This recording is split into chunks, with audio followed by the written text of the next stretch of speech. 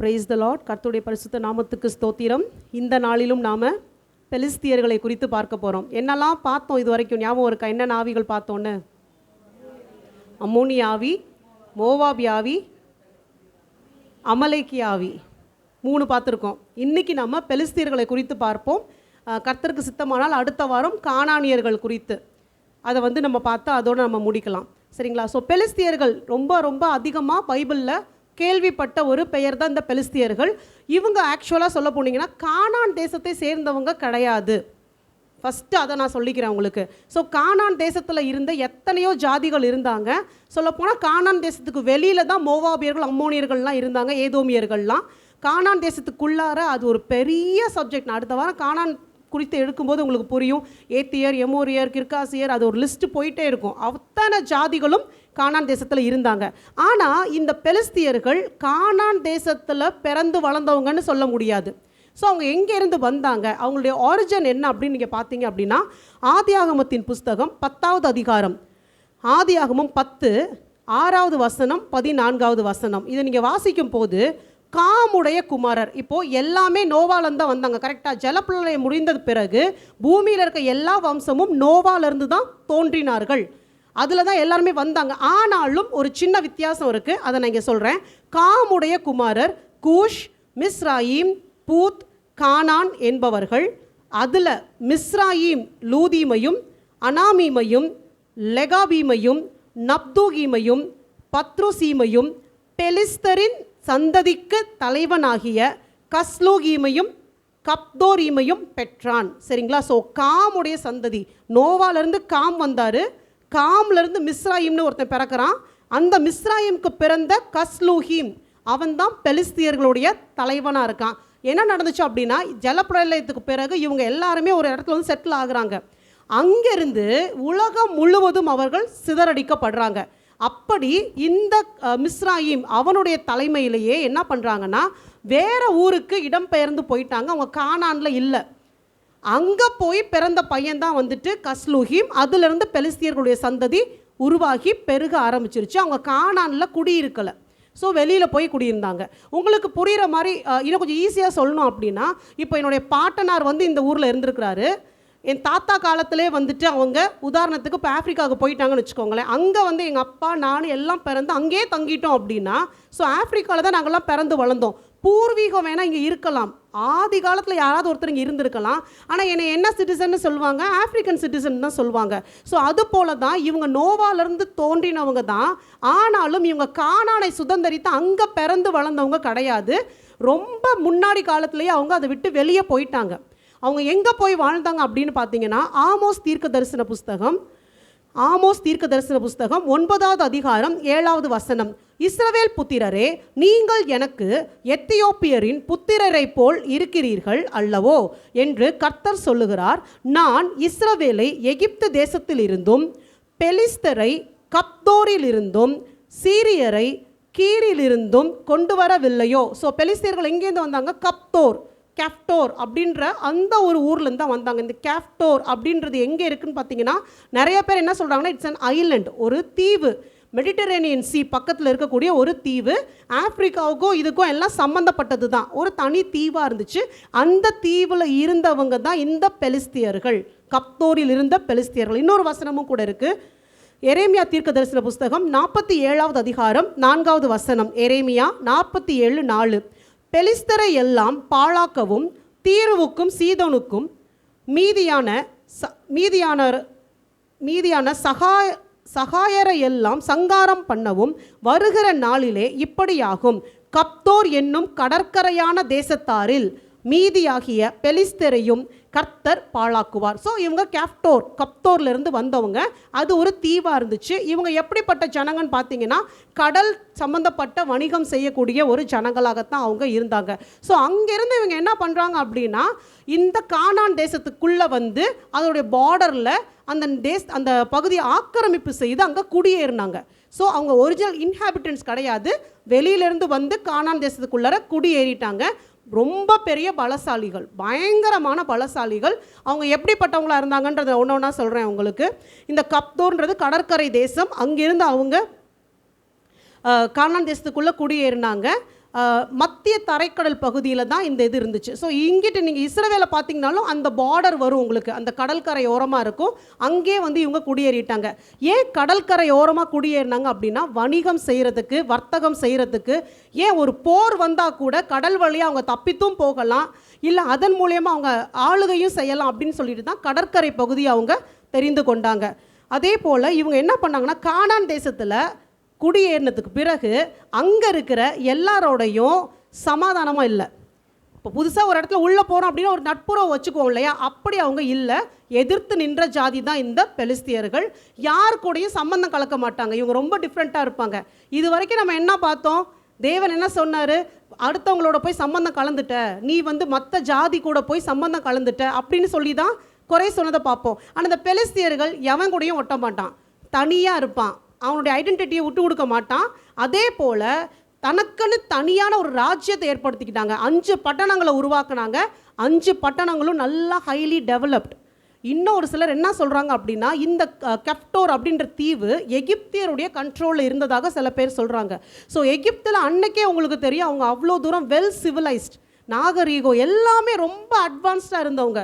So இவங்க கானான் தேசத்தை சுதந்திரிக்கும் போது 5 பட்டணங்களை பிடித்து நல்ல பெரிய பெரிய வீடுகள் கட்டுறதா இருக்கட்டும், அந்த கட்டமைப்பு கன்ஸ்ட்ரக்ஷனாக இருக்கட்டும், ராஜ்யத்தை ஸ்தாபிக்கிறது எல்லாமே பக்காவாக பண்ணாங்க. ஸோ 5 பட்டணம், 5 ராஜாக்கள், 5 ராஜ்யம் எல்லாமே பர்ஃபெக்டாக இருந்துச்சு. நல்ல ஆர்மி ஸ்ட்ரென்த் இருந்துச்சு அவங்களுக்கு. இவங்க எதற்காகவும் யார்கிட்டையும் போய் நிற்க வேண்டிய அவசியம் இல்லை.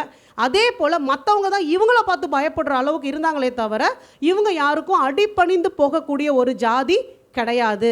இப்போ நான் பெலிஸ்தியர்களை குறித்து சொல்கிறேன்னா இந்த ஸ்பிரிட் அப்படி தான் இருக்கும், அதை நீங்கள் புரிஞ்சுக்கணும். ஸோ இது எப்படி இருக்கும், எங்கேருந்தோ வரும், உங்கள் இடத்துக்குள்ளே வந்து உக்காந்திக்கும், நான் தான் பெரிய ஆள்னு சொல்லி ராஜ்யம் பண்ணும். அதை நீங்கள் வந்து அசால்ட்டாக நினைக்க முடியாது, அதுக்கு நல்ல திறமையெல்லாம் இருக்கும் அதுக்கு. ஆனால் அது யாரை பார்த்தும் பயப்படாது, எல்லாத்துலேயும் வெல் குவாலிஃபைடாக இருக்கும் அது. பட் இவங்கள்ட்ட இன்னொரு விஷயமும் இருந்துச்சு, இவங்க கானான் தேசத்தில் வழிபட்ட எந்த தெய்வத்தையும் வணங்கலை. அதுதான் அடுத்த பாயிண்ட்டு. ஸோ நீங்கள் வந்து எடுத்துக்கிட்டீங்க அப்படின்னா, மோவாபியராக இருக்கட்டும், அம்மோனியராக இருக்கட்டும், அமலேக்கியராக இருக்கட்டும், இல்லை கானானில் இருக்க எல்லாருமா இருக்கட்டும், நான் எப்பயும் சொல்கிறது போல் பேர் தான் வித்தியாசப்படும். மோலேக்குன்னுவான், இல்லை வந்துட்டு வேறு ஏதாவது ஒரு பேர் சொல்லி கூப்பிடுவோம், பாகால்னு சொல்லுவான், ஏதாவது சொல்லுவான். பட் ஸ்பிரிட் வந்துட்டு கிட்டத்தட்ட ஒன்று போல தான் செயல்படும். கானானியர்கள் எல்லாத்தையும் வழிபட்டாங்க, அஸ்தரோத்தை வழிபட்டாங்க, பாகாலை வழிபட்டாங்க, அதே போல் அவங்க வந்துட்டு இந்த மோலேக்கை வழிபட்டாங்க, எல்லாமே இருந்துச்சு. நரபலி கொடுத்தாங்க, பிள்ளைகளை பலியாக கொடுத்தாங்க. பட் இந்த பெலிஸ்தியர்கள் இது எதுக்குள்ளாரையும் போல, அவங்களுக்குன்னு தனியாக ஒரு தெய்வம் இருந்துச்சு. அந்த தெய்வத்தை மட்டும்தான் இந்த பெலிஸ்தியர்கள் வணங்கினாங்க. அந்த தெய்வத்தினுடைய பெயர் வந்து தாகோன். இப்போ பாட்டில் கூட பாடணும் இல்லைங்களா, அந்த தாகோனை தான் இந்த பெலிஸ்தியர்கள் வணங்கினாங்க. இன்னொரு ஆச்சரியமான விஷயம் சொல்லட்டுங்களா, கானானியர்கள் எல்லா தெய்வத்தையும் கும்பிட்டாங்க இல்லையா, தாகோனை வழிபடலை. அது எப்படி இந்த கரெக்டாக அந்த ஒரு டிஃப்ரென்ஸ் இருந்துச்சுன்னு எனக்கு சொல்ல தெரில. இவங்களும் அவங்களோட எந்த தெய்வத்தையும் வணங்கலை, அவங்களும் எல்லாத்தையும் வழிபட்டாங்க. இந்த தாகோனை மட்டும் அவங்க வழிபடவே இல்லை.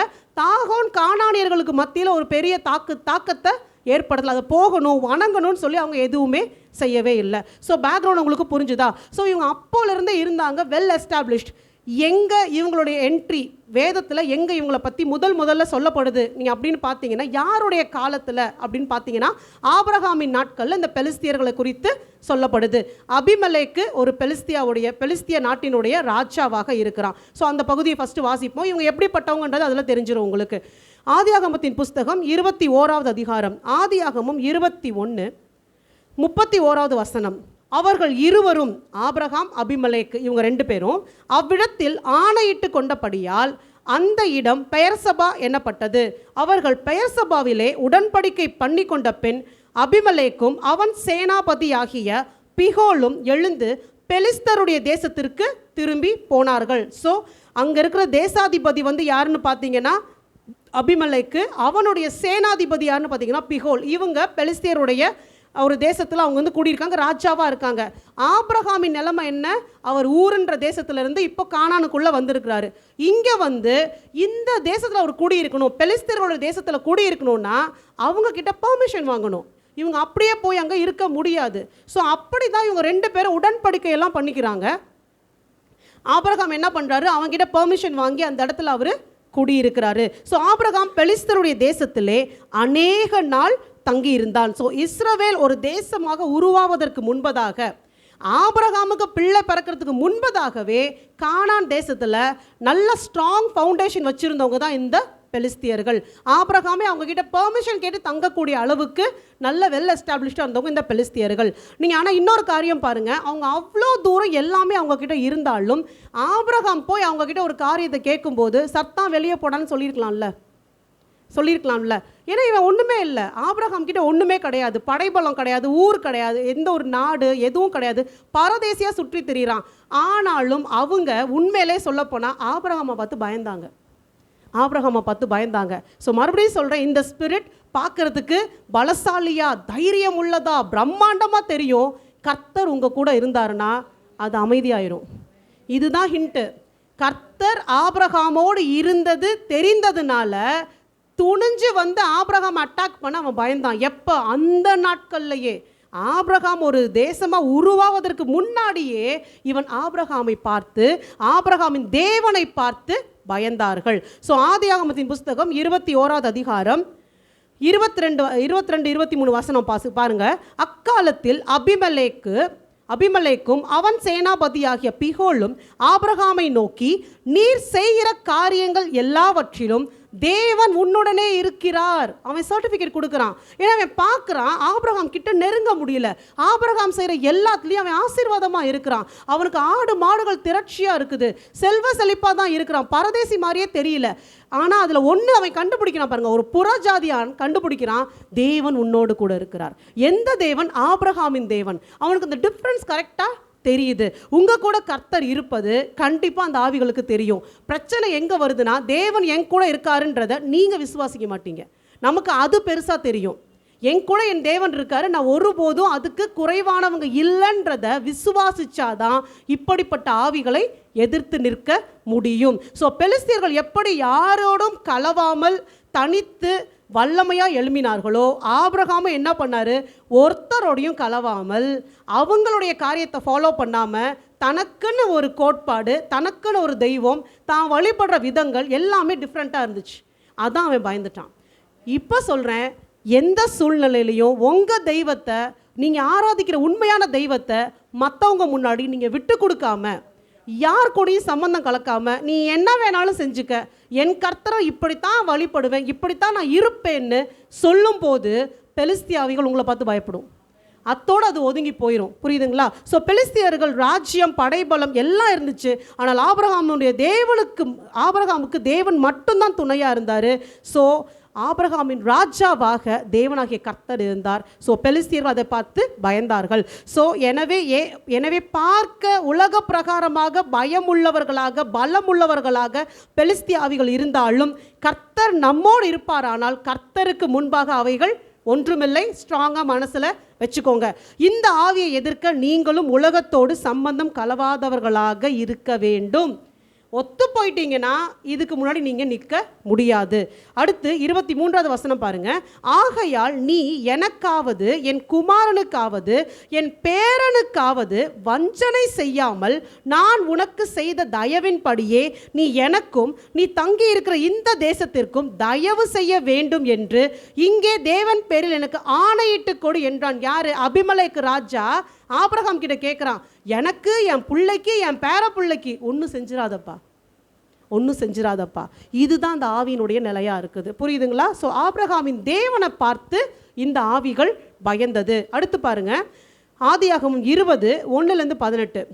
ஆபிரகாம் அவ்விடம் விட்டு தென் தேசத்திற்கு பிரயாணம் பண்ணி காதேசுக்கும் சூருக்கும் நடுவாக குடியேறி கேராவிலே தங்கினான். அங்கே ஆபிரகாம் தன் மனைவியாகிய சாராளை தன் சகோதரி என்று சொன்னதினாலே கேராரின் ராஜாவாகிய அபிமெலேக்கு ஆள் அனுப்பி சாராளை அழைப்பித்தான். அந்த கதை நமக்கு தெரியும். ஸோ நான் இங்கே ரீட் பண்ணல, உங்களுக்கு சொல்கிறேன். சாராளை பார்த்தோன்னே இந்த பெலிஸ்திய ராஜா அவளை எடுத்துக்கிட்டு போயிட்டான். ஸோ அடுத்து மனைவியாக இருக்கட்டும், சகோதரியாக இருக்கட்டும், இன்னொருத்தனுக்கு சொந்தமானதை பலவந்தமாக எடுத்துகிட்டு போகிறதுக்கு யாருக்காவது உரிமை இருக்கா? ஸோ பெலிஸ்திய ஆவிகள் கிட்ட இந்த ஸ்பாவம் இருக்கும். உங்களுக்கு உண்டானதை பலவந்தமாக எடுத்துக்கொள்ளக்கூடிய ஆவிகள், அது இச்சிக்கக்கூடிய ஆவிகள். உங்ககிட்ட ஒரு நன்மை இருக்குன்னு தெரிஞ்சிச்சுன்னா அதை உடனே உங்ககிட்ட இருந்து அபகரிக்கணும்னு நினைக்கக்கூடிய ஒரு பொல்லாத ஆவி தான் இந்த பெலிஸ்திய ஆவியாக இருக்குது. ஆனால் அந்த இடத்திலும் தேவன் என்ன பண்ணார் பாருங்க. 3வது வசனம். தேவன் இரவிலே அபிமெலேக்குக்கு சொப்பனத்திலே தோன்றி, நீ அழைப்பித்த ஸ்திரீயின் நிமித்தம் நீ செத்தாய், அவள் ஒருவனுடைய மனைவியா இருக்கிறாளே என்றார். ஹல்லேலூயா. ஸோ இந்த ஆவி ஆபிரகாமுக்கு பயப்படுதோ இல்லையோ, கர்த்தருக்கு பயப்படுற ஆவி. திருப்பி திருப்பி அதை தான் நான் ஸ்ட்ரெஸ் பண்ணுறேன். ஸோ சாராளை அபகரித்து கொண்டு போனாலும் சொப்பனத்தில் தேவன் வெளிப்பட்ட போது அதை இமேஜின் பண்ணி பாருங்களேன். ஏன் அவன் பயந்தான்? சொப்பனத்தில் திடீர்னு தேவன் தோன்றாரு. அபிமெலேக்குள்ளார ஏன் பயம் வந்துச்சுன்னா, அவன் வழிபட்ட தாகோனை போல இவர் இல்லை. இவர் மகிமை உள்ளவராக இருக்கார், வல்லமை உள்ளவராக இருக்கார். வேற சொப்பனத்தில் பார்க்கும் போதே அவன் பயந்து நடுங்கினான். இப்பேற்பட்ட ஒரு வித்தியாசமான தேவன் இவர், ஆபிரகாமின் தேவனாக இருக்கிறார். இவரை எதிர்க்கிறதுக்கு துளி கூட என்னால் முடியாதுன்னு சொல்லி அங்கேயே அவன் சரண்டர் ஆகிறான். சரண்டர் ஆகி தான் அவன் என்ன பண்ணுறான், சாராளை ஆபிரகாம் கிட்ட திருப்பி கொடுக்குறான். அந்த மனுஷனுடைய மனைவி அவனிடத்தில் அனுப்பிவிடு, அவன் ஒரு தீர்க்கதரிசி, நீ பிழைக்கும் படிக்க அவன் உனக்காக வேண்டுதல் செய்வான், நீ அவளை அனுப்பிவிடாதிருந்தால் நீயும் உன்னை சேர்ந்த யாவரும் சாகவே சாவீர்கள் என்று அறிவாயாக என்று சொப்பனத்தினை அவனுக்கு தேவன் சொன்னார். ஸோ இந்த தேவனுக்கு முன்பாக எப்பேற்பட்ட பெலிஸ்திய ஆவியும் நடுநடுங்கும். அந்த தேவன் நம்மோடு இருந்தால் நம்மை விட்டு இந்த ஆவி ஓடி போகும். தனக்கு சம்பந்தம் இல்லாத சொந்தமில்லாத பொருளை இச்சிக்கிற ஒரு ஆவின்றதுனால இதுகிட்ட நம்ம ரொம்ப ஜாக்கிரதையாக இருக்க வேண்டும். இது இங்கே சொன்னது. ஸோ யாரை தீர்க்கதரிசியாக வச்சாரு அபிமெலேக்குக்கு?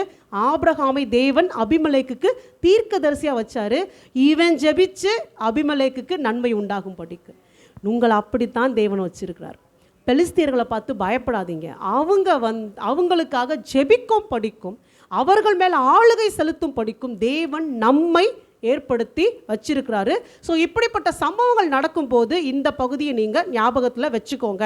இதே போல் இன்னும் ஒரு சம்பவம் இருக்குது. ஆதியாகமம் 20வது அதிகாரம், ஆதியாகமம் 20:10-11 ரீசன் சொல்லுவார் பாருங்க ஆபிரகாம்.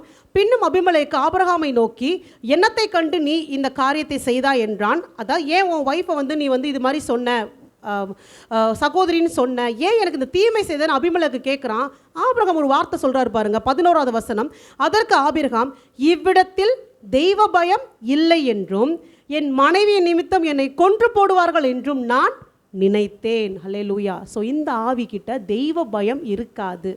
அது ஆள் மனசில் இருக்கும். ஆனாலும் இது என்ன பண்ணும், திருப்பி திருப்பி எய்த்து நிற்கும். உதாரணமாக சொல்லணும்னா, எகிப்திய ஆவிக்கும் பார்வோனின் ஆவிக்கும் இதுக்கும் பெரிய வித்தியாசம் கிடையாது. பார்வோன் முன்னாடி மோசே போய் நின்று அற்புதங்களை செய்வார், வாதையை அனுப்புவார், அவன் பயப்படுவான், மோசே கிட்ட கெஞ்சுவான். சரியானதுக்கப்புறம் என்ன பண்ணுவான், திருப்பி எய்த்து நிற்பான். Same spirit. இது ஆபிரகாம்கிட்ட சரண்டர் ஆகும், காலில் விழுகும், எனக்காக ஜெபம் பண்ணுன்னு சொல்லும், எல்லாம் பண்ணும். ஒரு 10 நாள் போனதுக்கப்புறம் திருப்பி எய்த்து நிற்கும். இது எப்போ வரைக்கும் நின்றுச்சு அப்படின்னா, தாவீதின் நாட்கள் வரைக்கும் இது தொடர்ந்தது. வருவான், சண்டை போடுவான், தோற்று போவான், ஓடி போவான், திருப்பி வருவான், சண்டை போடுவான், தோற்று போவான், ஓடி போவான். ஸோ இந்த ஆவியை நீங்கள் எதிர்க்கணும்னா ஆல்வேஸ் எப்பயுமே நீங்கள் எதிர்த்து நிற்க ஆயத்தமாக இருக்கணும். இது ஒரு தடவை விரட்டிட்டீங்க போயிருச்சு, அப்படிப்பட்ட ஸ்பிரிட் கிடையாது. அதுக்கு தெரியும் உங்கள் தேவன் வல்லமை உள்ளவர், ஆனாலும் அது எதிர்த்து நின்று கொண்டே தான் இருக்கும். ஸோ ஆதியாகமத்தின் புஸ்தகம் 26வது அதிகாரம் 1-31. ஆதியாகமம் 26 முதல் வசனம் வாசிக்கிறேன். ஆபிரகாமின் நாட்களில் உண்டான பஞ்சத்தை அல்லாமல் பின்னும் ஒரு பஞ்சம் தேசத்தில் உண்டாயிற்று. அப்பொழுது ஈசாக்கு பெலிஸ்தருக்கு ராஜாவாகிய அபிமெலேக்கினிடத்தில் கேராருக்கு போனான். திருப்பி பையனுடைய நாட்களையும் அதே சம்பவம். அவன் அங்கே போவான். போன பிறகு என்ன சம்பவிக்கும், ரெபேக்காளை தூக்கிட்டு போயிடுவான். நான் சொன்னேன்ல, ஏற்கனவே ஆபிரகாம் நாட்களில் சாராளை தூக்கிட்டு போனான், பிரச்சனை வந்துச்சு, மண்டி போட்டான், கெஞ்சினான். அப்போ ஈசாக்கு வந்திருக்கான். ஈசாக்கை யாருன்னே தெரியாதா? எல்லாம் தெரியும். அப்போ ஈசாக்கு ரெபேக்காளை கூப்பிட்டு வரும்போது திருப்பி இந்த ஆவி என்ன பண்ணுச்சு, ரெபேக்காளை தூக்கிட்டு போச்சு. ரெபேக்காளை தூக்கிட்டு போன பிறகும் அதே தேவன் தான், அதே ஃபார்முலா தான் ரெபேக்காள் திருப்பி கொண்டு வந்து சேர்க்கப்பட்டாள். ஸோ நல்லா புரிஞ்சுக்கோங்க, இது திருப்பி திருப்பி பிரச்சனை பண்ணுதுன்னு சோர்ந்து போகாதீங்க. எத்தனை முறை வந்தாலும் கர்த்தர் நம்மை ஆசீர்வதிக்க கூட இருக்க அவர் வல்லமையுள்ள தேவனாக இருக்கிறார். அதே போல் இவங்க இன்னொரு காரியம் பண்ணுவாங்க. ஆபிரகாமின் நாட்களில் அவர் நிறைய துறவுகள் தோண்டி இருப்பார். அதுதான் நம்ம இன்றைக்கி பாட்டிலையும் பாடணும். ஸோ இவங்க என்ன பண்ணுவாங்க, ஈசாக்கோட சமாதானம்லாம் பண்ணிடுவாங்க, ரெபேக்காளை திருப்பி கொடுப்பாங்க, சமாதானம் பண்ணிடுவாங்க. ஆனால் அந்த தேசத்தில் ஈசாக்கு விதை விதைத்து 100 மரங்க அறுவடை வந்த போது பொறாமை கொள்ள ஆரம்பிச்சிருவாங்க. ஸோ ஈசாக்கின் ஆசீர்வாதத்தின் மேலே பொறாமை கொண்டு அந்த துறவுகள் எல்லாவற்றையும் இந்த பெலிஸ்தர்கள் தான் தூர்த்து போடுவாங்க. ஸோ இது எப்படிப்பட்ட ஆவி, நீங்கள் நல்லா இருக்கீங்கன்னு பார்த்தா அதை கெடுக்கிறதுக்கு வேகமாக ஓடி வரக்கூடிய ஆவி. நீ சும்மா கடந்தாலும் எனக்கு பிரச்சனை இல்லை, நீ நல்லா இருக்கியா, உன்னை எப்படியாவது உன் ஆசீர்வாதத்தை கெடுத்து போடணும், உங்கள் தகப்பன் உங்களுக்கு சேர்த்து வச்ச சொத்தை பிடுங்கிட்டு போயிடணும், உங்களுக்கு நீங்கள் சம்பாதிச்சதை எப்படியாவது கை வச்சு ஸ்பாயில் பண்ணிடணும்னு போராடக்கூடிய ஒரு ஆவி தான் இந்த பெலிஸ்திய ஆவியாக இருக்குது. ஆனாலும் ஈசாக்கை போல நீங்கள் தொடர்ந்து தேவனை பற்றி கொண்டிருப்பீர்களானால் அவன் எத்தனை முறை தூர்த்து போட்டாலும் ஒரு நாள் தேவன் நமக்கு ரெகபோத்தை கட்டளையிடுவார். அதற்கு பிறகு அவங்களால அதை ஒன்றுமே செய்ய முடியல. ஸோ இந்த ஸ்பிரிட் பொறுத்த வரைக்கும் உங்களை கூடுமான வரைக்கும் பயமுறுத்தி பார்க்கும். நீங்கள் நின்றுட்டீங்க அப்படின்னா ரெகபோத் உண்டு. ஸோ தகப்பனுடைய ஆசீர்வாதம் அல்ல, நல்லா புரிஞ்சுக்கோங்க. தேவன் உங்களுக்கு அவருடைய ஆசீர்வாதத்தை வச்சிருக்கிறாரு. அவருடைய ஆசீர்வாதத்தின் மேலே ஒருபோதும் இந்த ஆவியால் கை போட முடியாது. ஒருவேளை இங்கே யாராவது இருக்கலாம், இல்லை அதை கேட்குறவங்க யாராவது இருக்கலாம், எனக்கு வர வேண்டிய சொத்தெல்லாம் வரல, எங்கள் வீட்டில் என்னை ஏமாற்றிட்டாங்க, எனக்கு கொடுக்கல, வெறும் கையாக அனுப்பிட்டாங்க, ஒன்றுமில்லாமல் அனுப்பிட்டாங்க, பெலிஸ்தியாவி தூர்த்து போட்டதாகவே இருக்கட்டுங்க. இன்றைக்கி கர்த்தர் ரெகபோத்தை தருகிறார். அவருடைய ஆசீர்வாதத்தின் மேலே பெலிஸ்திய ஆவியினால் கை போட முடியவே முடியாது. ஸோ பொறாமை கொண்ட பெலிஸ்திய ஆவிகள், உங்கள் ஆசீர்வாதத்தை கெடுக்க நினைக்கிற பெலிஸ்திய ஆவிகள். ஸோ இது இன்னும் மேலும் என்ன பண்ணுச்சு பார்த்தீங்களா? ஆதியாகமம் 26 26வது வசனம். அபிமெலேக்கும் அவன் சிநேகிதனாகிய அகுசாத்தும் அவன் சேனாபதியாகிய பிகோலும் கேராரில் இருந்து அவனிடத்திற்கு வந்தார்கள். ஈசாக்கு கிட்ட வராங்க. அப்பொழுது ஈசாக்கு அவர்களை நோக்கி, ஏன் என்னிடத்தில் வந்தீர்கள்? நீங்கள் என்னை பகைத்து என்னை உங்களிடத்திற்கு இராதபடிக்கு துரத்தி விட்டீர்களே என்றான். அதற்கு அவர்கள், நிச்சயமாய் கர்த்தர் உம்மோடே கூட இருக்கிறார் என்று கண்டோம், ஆகையால் எங்களுக்கும் உமக்கும் ஒரு ஆணை ஏற்பாடு உண்டாக வேண்டும் என்று நாங்கள் நிர்ணயம் பண்ணினோம். நாங்கள் உம்மை தொடாமல் நன்மையையே உமக்கு செய்து உம்மை சமாதானத்தோடு அனுப்பிவிட்டது போல நீரும் எங்களுக்கு தீங்கு செய்யாதபடிக்கு உம்மோடைய உடன்படிக்கை பண்ணிக்கொள்ள வந்தோம். நீர் கர்த்தரால் ஆசீர்வதிக்கப்பட்டவராமே என்றார்கள். ஹல்லேலூயா. எப்போ அத்தனையும் தூத்து போட்டு இவனை விரட்டி விட்டதுக்கு பிறகு கர்த்தர் ஆசீர்வதிக்கிறதை பார்த்து வந்து சரண்டர் ஆகுது. தைரியமாக இருங்க. கர்த்தர் உங்களை ஆசீர்வதிக்கிறதை பார்த்து இப்படிப்பட்ட நபர்கள் உங்ககிட்ட வந்து சொல்வாங்க, தயவு செய்து எனக்கு எதுவும் தீமை செஞ்சிடாத, நீங்கள் கர்த்தரால் ஆசீர்வதிக்கப்பட்டவர்களாமே. ஹல்லேலூயா. ஸோ இப்படித்தான் ஆரம்பத்துலேருந்து இந்த ஆவிகள் போராட ஆரம்பிச்சுது. இப்போ இவங்களோட பொலிட்டிக்கல் ஸ்ட்ரக்சரை பார்த்துட்டு இவங்களுடைய தெய்வத்தை எப்படி அவங்க வழிபட்டாங்க, என்ன நடந்துச்சுன்ற சம்பவத்தை பார்ப்போம். ஸோ இவங்களுக்கு 5 பட்டணங்கள் இருந்தது. காசா, அஸ்தோது, எக்ரோன், காத், அஸ்கலோன். ஸோ 5 பட்டணம் பெலிஸ்தியருடைய பட்டணமாக இருந்தது. பிலிஸ்டைன் பென்டபோலிஸ், பெலிஸ்திய கூட்டமைப்பு நாடுகள்னு சொல்லக்கூடிய அளவுக்கு பார்த்துக்கோங்க. அந்த நாட்கள்லையே அவ்வளோ அருமையாக வச்சுருந்தான். இந்த 5 ராஜாக்களும் எப்படி இருப்பாங்க அப்படின்னு பார்த்தீங்கன்னா, அவங்க தனித்தனி ராஜ்யமாக தான் இருப்பாங்க. ஆனால் ஒரு பிரச்சனைன்னு வந்துருச்சுன்னா 5 பேரும் ஒன்று சேர்ந்துக்குவாங்க. ஸோ ஒன்று குடிக்குவாங்க, எதிரிகளோட போராடுவாங்க. மற்றபடி தனித்தனியாக அவங்கவுங்களுக்கு ஒரு நாடு எல்லாமே இருக்கும். யோசுவா புஸ்தகத்தில் 13வது அதிகாரத்தில் யோசுவா 13:3 காசா, அஸ்தோத், அஸ்கலோன், காத், எக்ரோன் என்கிற பட்டணங்களில் இருக்கிற பெலிஸ்தருடைய 5 அதிபதிகளின் நாடும். ஸோ இந்த 5 நாடையும் இந்த யோசுவாவின் புஸ்தகத்தில் தெளிவாக சொல்லியிருக்காங்க. they were great warriors. ஈஸியாலாம் போய் சண்டை போட்டு ஜெயிக்கலாம்னு நினைக்காதீங்க. உண்மையிலேயே ரொம்ப ரொம்ப பலமுள்ள அந்த ஜனங்களாக தான் அவங்க இருந்தாங்க. ஸோ பெலிஸ்தியர்கள் யாரை வழிபட்டாங்க? இவங்களுடைய போருக்கு இவங்களுக்கு உதவி செய்தது யார்? எந்த தெய்வம்னு பார்த்தீங்கன்னா, நான் சொன்ன மாதிரி தாகோன் தான். இந்த தாகோன் எப்படிப்பட்ட தெய்வம்னு பார்த்தீங்கன்னா, அதனுடைய தலை மீன் மாதிரி இருக்கும். அதாவது இந்த மேல் பகுதி மீன் மாதிரி இருக்கும். இந்த முகத்திலிருந்து இந்த உடம்பு பாதி வரைக்கும் மனுஷ உடம்பு, வால் மீன் மாதிரி, கால் இருக்காது, மீனுடைய வால் தான் இருக்கும். மர்மேட் ஸ்பிரிட்னு சொல்லி எடுத்திருக்கேன், ஞாபகம் இருக்குங்களா? இது மர்மேன், சேம் ஸ்பிரிட் தான். நீங்கள் ஒன்றும் கன்ஃபியூஸ் ஆக வேணாம். இது ஆண் பாலில் சொல்லப்பட்டு இருக்குது. கடல் கன்னி அப்படின்றது பெண் பாலில் சொல்லப்படும். அதே ஸ்பிரிட் தான் இந்த தாகோனுக்குள்ளாகவும் இருந்தது. இந்த தாகோனுடைய மனைவி தான் அஸ்தரோத். தாகோனுடைய பிள்ளை தான் பாகால். புரியுதுங்களா? லிங்க் புரியுதுங்களா? ஆனால் ஆச்சரியமான விஷயம் என்னன்னா, கானானியர்கள் மகனையும் அம்மாவையும் வழிபட்டாங்க, அஸ்தரோத்தையும் பாகாலையும் வழிபட்டாங்க. அப்பா வேணான்ட்டாங்க. இந்த பெலிஸ்தியர்கள், எங்களுக்கு அந்த அப்பா போதும், மனைவியும் அம்மாவும் பிள்ளையும் எங்களுக்கு வேண்டான்னு சொல்லிட்டாங்க. இப்போ புரியுதா? கடைசியில் இந்த பிசாசு எல்லாம் ஒரே கூட்டமைப்பு தான், ஒரே ஃபேமிலி தான். உங்கள் குடும்பத்தில் அப்பா இருக்கும், இன்னொரு குடும்பத்தில் புள்ள இருக்கும், இன்னொரு குடும்பத்தில் அம்மா இருக்கும். மற்றபடி குடும்பமாக சேர்ந்து எல்லாத்தையும் ஸ்பாயில் பண்ணுறது தான் ஒரு சாத்தானுடைய வேலையாக இருக்கே தவிர ஒன்றும் பெரிய காரியம் இல்லை. ஸோ ஒரு தகப்பனுடைய ஸ்தானத்தில் இந்த பிசாசு சில காரியங்களை செய்யத்தான் செஞ்சுது. ஸோ ஒரு பாஸ்டர் இதை குறித்து மெசேஜ் எடுக்கும்போது, இந்த தாகோனுடைய ஆவியை குறித்து மெசேஜ் எடுக்கும்போது, அவர் ஒரே காரியம் தான் சொன்னார், பாகாலே பெரிய பேய், அதோட அப்பன் பேய் எப்படி இருக்கும் பாருங்க. எனக்கு சிரிப்பு தான் வந்துச்சு. என்ன பெருசு சின்னது எல்லாம் பேய், எல்லாமே ஒரு குடும்பத்தை எப்படி கெடுக்கணும், ஒரு தேசத்தை எப்படி அழிக்கணும்னு தான் அது தீவிரமாக செயல்படும். ஸோ இந்த தாகோனைத்தான் இவர்கள் வழிபட்டார்கள். அதே போல் இது எந்த அமைப்புன்னு பாருங்கள், அப்பா மனைவி அந்த பிள்ளை அப்படின்ற அமைப்பு. இன்னொரு உதாரணத்துலேயும் சொல்கிறாங்க, நிம்ரோத் செஃபிராமிஸ் தம்மூஸ், இதுவும் ஒன்று தான் சொல்கிறாங்க. ஸோ ரொம்ப கன்ஃபியூஷனே வேண்டாம். எல்லாமே சாத்தாங்கிட்டேருந்து வந்த வேறு வேறு ரூபத்தில் வரக்கூடிய பிசாசுகளாக இருக்குது. பட் ஒன்று ஞாபகம் வச்சுக்கோங்க, இந்த பெலிஸ்தியர்கள் வழிபட்டதாக இருக்கட்டும், பர்டிகுலராக இந்த தாகோன், பாகால், செஃபிரா, அஸ்தரோத், இவங்கெல்லாம் ஒரு ஃபேமிலி ஸ்ட்ரக்சரில் வருவாங்க.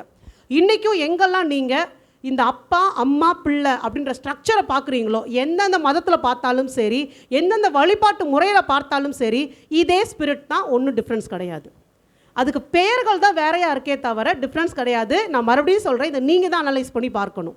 அதுக்கு தான் நான் செய்தி கொடுக்குறேன். ஸோ எங்கெல்லாம் அப்பா அம்மா பிள்ளை அப்படின்ற ஸ்ட்ரக்சரில் நீங்கள் பார்க்குறீங்களோ, வழிபாட்டு முறைகளை பார்க்குறீங்களோ, இதே ஸ்பிரிட் தான் அங்கே கிரியை செய்யும். ஸோ பல தேசங்கள் தாகோனை வணங்கினாலும் பெலிஸ்தியர்கள் தாகோனை தங்கள் முழு முதற் கடவுளாக ஏற்றுக்கொண்டாங்க. அது மெசொப்பொத்தாமியா தேசத்தில் ரொம்ப அதிகமாக இந்த தாகோனை அவர்கள் வழிபட்டார்கள். கானானில் அதுக்கு பெரிய ஒரு இம்பார்ட்டன்ஸ் கிடையாது. ஸோ இந்த தாகோனை பற்றி வேதத்தில் எங்கே சொல்லப்பட்டிருக்குன்னு பார்க்கலாம். இனிமேல் கொஞ்சம் இன்ட்ரெஸ்டிங்காக போகும். 1 சாமுவேல் 4வது அதிகாரம். நம்ம எல்லாருக்குமே தெரியும், சாமுவேலின் நாட்களில் இப்போ ஏலியோடைய பிள்ளைங்க 2 பேர் இருக்காங்க. அந்த டைமில் சாமுவேல் அங்கே போய் சேர்றாரு. சாமுவேல் கிட்ட தேவன் பேச ஆரம்பிச்சிட்டாரு. அதன் பிறகு கர்த்தர் சொல்கிறாரு சாமுவேல் கிட்ட, ஏலியோடைய 2 குமாரரை நான் அழிக்க போகிறேன், அவங்கள விட்டு வைக்க மாட்டேன், அவங்க அக்கிரமம் பெரிதாக இருக்குது. இதெல்லாம் சொல்லி முடித்த பிறகு இஸ்ரவேல் ஜனங்கள் பெலிஸ்தியர்களோட யுத்தத்திற்கு போகிறாங்க. அந்த சம்பவம் தான் வாசிக்கலாம். 1 சாமுவேல் 4வது அதிகாரம் 1 வசனம். சாமுவேலின் வார்த்தை இஸ்ரவேலுக்கெல்லாம் வந்தது. இஸ்ரவேலர் பெலிஸ்தருக்கு விரோதமாய் யுத்தம் செய்ய புறப்பட்டு எபினேசருக்கு சமீபத்தில் பாளையம் இறங்கினார்கள். பெலிஸ்தரோ ஆபெக்கேலே பாளையம் இறங்கி இருந்தார்கள். ஸோ இஸ்ரவேல் யுத்தத்தை துவக்கினார்கள், பெலிஸ்தர்கள் அல்ல. ஸோ இங்கே யுத்தத்தை ஸ்டார்ட் பண்ணது யார்? இஸ்ரவேல் ஜனங்கள் தான் யுத்தத்தை ஸ்டார்ட் பண்ணாங்க.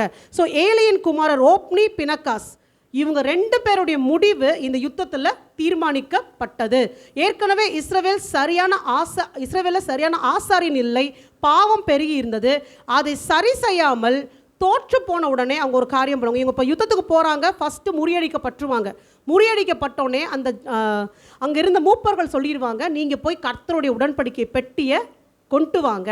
உடன்படிக்கை பெட்டி நம்ம கூட இருந்தால் நம்ம என்ன பண்ணுவோம், நிச்சயமாக போரில் ஜெயிச்சிடலான்னு. பாவத்தை செஞ்சுட்டு பைபிளை மட்டும் தூக்கிட்டு போனால் ஜெயிக்க மாட்டீங்க. பெலிஸ்தியர்கள் ஓகே, கர்த்தருக்கு பயப்படுறவங்க தான், தேவன் உங்களோடு இருந்தால் பயப்படுறவங்க, எல்லாமே கரெக்டு. எல்லா தப்பையும் அநியாயத்தையும் பண்ணிவிட்டு பைபிளை மட்டும் தூக்கிட்டு போனால் இந்த ஆவியை முறியடிக்கணும்னு நினச்சிங்கன்னா கண்டிப்பாக தோற்று போவோம். ஸோ இவன் பண்ணுற அக்கிரமத்தெல்லாம் பண்ணிவிட்டு உடன்படிக்கை பெட்டியை தூக்கிட்டு வானா, தப்பு பண்ணதே ஓப்னியும் பினகாசும். பெட்டியை தூக்கிட்டு வர்றது யார்? ஓப்னியும் பினகாசும். ஸோ பாவத்தை செய்துட்டு உணராமல் மனம் திரும்பாமல் கர்த்தாவே கர்த்தாவேன்னு கூப்பிட்டீங்கன்னா அவர் உதவி செய்ய மாட்டார். பெலிஸ்திய ஆவிகளை ஏற்று நிற்கும் போது ரொம்ப ரொம்ப ஜாக்கிரதையாக நீங்கள் இருக்க வேண்டும். பாவம் செஞ்சுட்டு அதை ஏற்று நிற்காதீங்க. அப்படியே கேரூபின்களின் மத்தியிலே வாசமாக இருக்கிற சேனைகளுடைய கர்த்தரின் உடன்படிக்கையை பெட்டியை எடுத்து வர ஜனங்கள் சீலோவுக்கு சொல்லி அனுப்பினார்கள். அங்கே ஏலியின் 2 குமாரராகிய ஓப்னியும் பினகாசும் தேவனுடைய உடன்படிக்கை பெட்டி அண்டையில் இருந்தார்கள். பெட்டி பக்கத்தில் நிற்கிறவன் தான் பிரச்சனை. சும்மா இருந்தால் கூட தேவன் மன்னிச்சு விட்டுருவார். எல்லா தப்பையும் பண்ணிட்டு போய் திறப்பில் நின்னா தான் அவருக்கு இன்னும் கொஞ்சம் கோபம் அதிகமாக இருக்கும். ஆசாரியனை தப்பு பண்ணும்போது தேவனால் அதை ஏற்றுக்கொள்ள முடியாது. ஸோ திறப்பிலே நின்று ஜெபிக்கிறதா இருந்தாலும் ஃபஸ்ட்டு உங்கள் பாவத்துக்கு மன்னிப்பு கேட்டுட்டு அதுக்கப்புறம் திறப்பில் போய் நம்ம நிற்க வேண்டும். ஸோ இந்த கதை நமக்கு தெரியும். ஸோ பெட்டியை கொண்டு வருவாங்க. கொண்டு வந்தப்போ ஒரு முக்கியமான சம்பவம் அங்கே நடக்கும். பெட்டி பாளையத்துக்கு வந்துச்சு அப்படின்னு தெரிஞ்ச உடனே இஸ்ரவேல் ஜனங்கள்லாம் பயங்கரமாக ஆர்ப்பரிப்பாங்க. ஆர்ப்பரிக்கிறத கேட்டு பெலிஸ்தியர்கள் என்ன சொல்கிறாங்கன்றதை பார்ப்போம். 5வது வசனம் பாருங்கள். கர்த்தருடைய உடன்படிக்கை பெட்டி பாளையத்தில் வருகிற போது இஸ்ரவேலர் எல்லாரும் பூமி அதிரத்தக்கதாக மகா ஆர்ப்பரிப்பை சத்தமிட்டார்கள். அவர்கள் ஆர்ப்பரிக்கிற சத்தத்தை பெலிஸ்தர் கேட்ட போது எபிரேயருடைய பாளையத்தில் இந்த மகா ஆர்ப்பரிப்பின் சத்தம் என்ன என்றார்கள். பின்பு கர்த்தரின் பெட்டி பாளையத்தில் வந்தது என்று அறிந்து கொண்டார்கள். தேவன் பாளையத்தில் வந்தார், பெட்டியில் இப்போ வசனத்தை பாருங்க, தேவன் பாளையத்தில் வந்தார் என்று சொல்லப்பட்டபடியினால் பெலிஸ்தர் பயந்து, ஐயோ நமக்கு மோசம் வந்தது, இதற்கு முன் ஒருபோதும் இப்படி நடக்கவில்லையே, ஐயோ அந்த மகத்துவமான தேவர்களின் கைக்கு நம்மை தப்புவிப்பவர் யார்? எகிப்தியரை சகலவித வாதைகளாலும் வனாந்தரத்தில் அடித்த தேவர்கள் இவர்கள் தானே. இது தாங்க பெலிஸ்திய ஆவிகளுடைய நிலைமை. அதுக்கு நல்லா தெரியும் இந்த தேவன் எப்படிப்பட்டவர் என்று. பெட்டி வந்துச்சுன்னு தான் சொன்னான், இன்னும் அவங்க அதுக்கப்புறம் சண்டை போடவே ஆரம்பிக்கல. அவன் எப்படி சரண்டர் ஆகிறான் பாருங்க. அந்த தெய்வத்துக்கு முன்னாடி என்னால் நிற்க முடியாது. எகிப்தியருக்கு என்ன செஞ்சாங்கன்றத ஒரு பெலிஸ்தியன் சாட்சி கொடுக்குறான். இஸ்ரவேல் ஜனங்கள் மறந்து போகிறாங்க. சொந்த ஜனத்துக்கு தெரியல தன் தேவன் எவ்வளோ வல்லமை உள்ளவர் அப்படின்னு சொல்லிட்டு. அதனால தான் இன்னைக்கு நம்ம விழுந்து போகிறோமே தவிர பெலிஸ்தியாவியை பார்த்து நீங்கள் பயப்பட வேண்டிய அவசியம் இல்லை. பெட்டி வந்தது என்று கேட்ட உடனே தேவனே வந்துவிட்டார் என்று பெலிஸ்தியர்கள் கண்டு உணர்ந்து கொண்டார்கள். ஆனால் தேவனுடைய உடன்படிக்கை பெட்டியை சுமந்தவங்க அதை உணரவில்லை. அடுத்து முக்கியமானதை பாருங்க, 8வது வசனம், ஐயோ அந்த மகத்துவமான தேவர்களின் கைக்கு நம்மை தப்புவிப்பவர் யார்? எகிப்தியரை சகலவித வாதைகளாலும் வனாந்தரத்திலே அடித்த தேவர்கள் இவர்கள் தானே. பெலிஸ்தரே திடன் கொண்டு புருஷரை போல நடந்து கொள்ளுங்கள். எபிரேயர் உங்களுக்கு அடிமைகளாய் இருந்தது போல நீங்களும் அவர்களுக்கு அடிமைகள் ஆகாதபடிக்கு புருஷராய் இருந்து யுத்தம் பண்ணுங்கள் என்று சொல்லி கொண்டார்கள். ஸோ மகத்துவமான தேவன்னு தெரிஞ்சிருச்சு, ஆனாலும் எய்த்து நிற்கும். ஸோ டெஸ்ட் தேவனுக்கு கிடையாது, அவர் மகத்துவம் உள்ளவர், இது பயந்தாங்கொள்ளி. நீங்கள் எப்படி நிற்கிறீங்கன்றதுக்கு தான் டெஸ்ட்டே. புரியுதுங்களா? இப்போ ஏன் இந்த பிரச்சனை வருதுன்னு சொல்லிட்டு அவன் அடுத்த ஒரு வசனம் சொல்கிறான் பாருங்க, எபிரேயர் உங்களுக்கு அடிமையாக இருந்தது போல. எப்போ எபிரேய ஜனங்கள் பெலிஸ்தியர்களுக்கு அடிமையாக இருந்தாங்க? எகிப்தில் அடிமையாக இருந்தாங்க. பெலிஸ்தியருக்கு எபிரேயர்கள் எப்போ அடிமையாக இருந்தாங்க? நியாயாதிபதிகள் 13வது அதிகாரம், நியாயாதிபதிகள் 13வது அதிகாரம், அதில் நீங்கள் சிம்சோனை குறித்து பார்க்கலாம். அந்த 13வது அதிகாரத்தில் முதல் வசனமும் 11வது வசனமும் வாசிக்கிறேன். இஸ்ரவேல் புத்திரர் மறுபடியும் கர்த்தரின் பார்வைக்கு பொல்லாப்பானதை செய்தபடியால் கர்த்தர் அவர்களை 40 வருஷம் அளவும் பெலிஸ்தர் கையில் ஒப்பு கொடுத்தார். 11வது வசனம் பாருங்க, அப்பொழுது யூதாவிலே 3000 பேர் ஏத்தாம் ஊர் கண்மலை சந்திற்கு போய், பெலிஸ்தர் நம்மை ஆளுகிறார்கள் என்று தெரியாதா? சிம்சோன் கிட்ட போய் கேட்குறாங்க, பெலிஸ்தர்கள் நம்மை ஆளுகிறார்கள் என்று தெரியாதா? பின்ன ஏன் எங்களுக்கு இப்படி செய்தா என்று சிம்சோனிடத்தில் சொன்னார்கள். ஸோ எனவே நியாயாதிபதி காலம் துவக்கி தாவீதின் நாட்கள் வரை பெலிஸ்தியர்கள் தொடர்ந்து இஸ்ரவேலரோட யுத்தம் செய்தாங்க. சிம்சோனின் நாட்களில் பெலிஸ்தியர்களுக்கு அடிமைகளாக இஸ்ரவேல் தேசம் இருந்தது. அவங்களுக்கு கீழே தான் இஸ்ரவேல் தேசம் இருந்தது. அதிலிருந்து இஸ்ரவேல் தேசத்தை விடுவிக்கும் படிக்கு தான் சிம்சோனை தேவன் எழுப்பினார். நம்ம எல்லாருக்கும் சிம்சோன் கதை தெரியும், நான் வேகமாக ஸ்கிப் பண்ணி போகிறேன் அந்த கதையை. அதை முறியடிக்கத்தான் சிம்சோனை அவர் எழும்ப பண்ணினார். சிம்சோனுக்கு பலத்தின் ஆவி அவர் கொடுத்தது எதனாலன்னா, பெலிஸ்திய ஆவிகள் பலமுள்ள ஆவிகள், அது தன்னுடைய பலத்தை தான் நம்பி இருக்கும், பயங்கரமாக நிற்கும். அதனால தான் அதை எதிர்க்கும் படிக்கு சிம்சோனை தேவன் பலத்தினால நிரப்பினார். ஆனால் இந்த சிம்சோன் கண்களின் இச்சையில் விழுந்து போனால், சிங்கத்தை வெறும் கையால் பீறி போடுற அளவுக்கு பலம் இருந்துச்சு. ஆனால் இச்சையில் விழுந்து போனதுனால சிங்கத்தில் இருக்கிற அந்த செத்த சிங்கத்தில் இந்த தேன் கூட்டிலேருந்து தேன் எடுத்து சாப்பிட்டான். நசரேய விரதத்தை மீறான். ஒரு பெண்ணுக்காக அவன் அவ்வளோ தூரம் தன்னுடைய அழைப்பையே இழந்து போகிறான். இதுவும் பெலிஸ்திய ஆவியினுடைய தந்திரம் தான். நான் எப்பயும் சொல்கிறது போல், பெலிஸ்திய ஆவிகளை எதிர்த்து நீங்கள் போகிறீங்கன்றப்போ அது உங்களுடைய அழைப்பில் கைய வைக்கும், உங்களுடைய பிரித்தெடுத்தலில் கைய வைக்கும், உங்கள் மேலே இருக்க அபிஷேகத்தில் அது கைய வைக்கும். நீங்கள் ரொம்ப ஜாக்கிரதையாக இருக்கணும். ஸோ இங்கே சிம்சோன் அதைத்தான் இழந்து போனான்.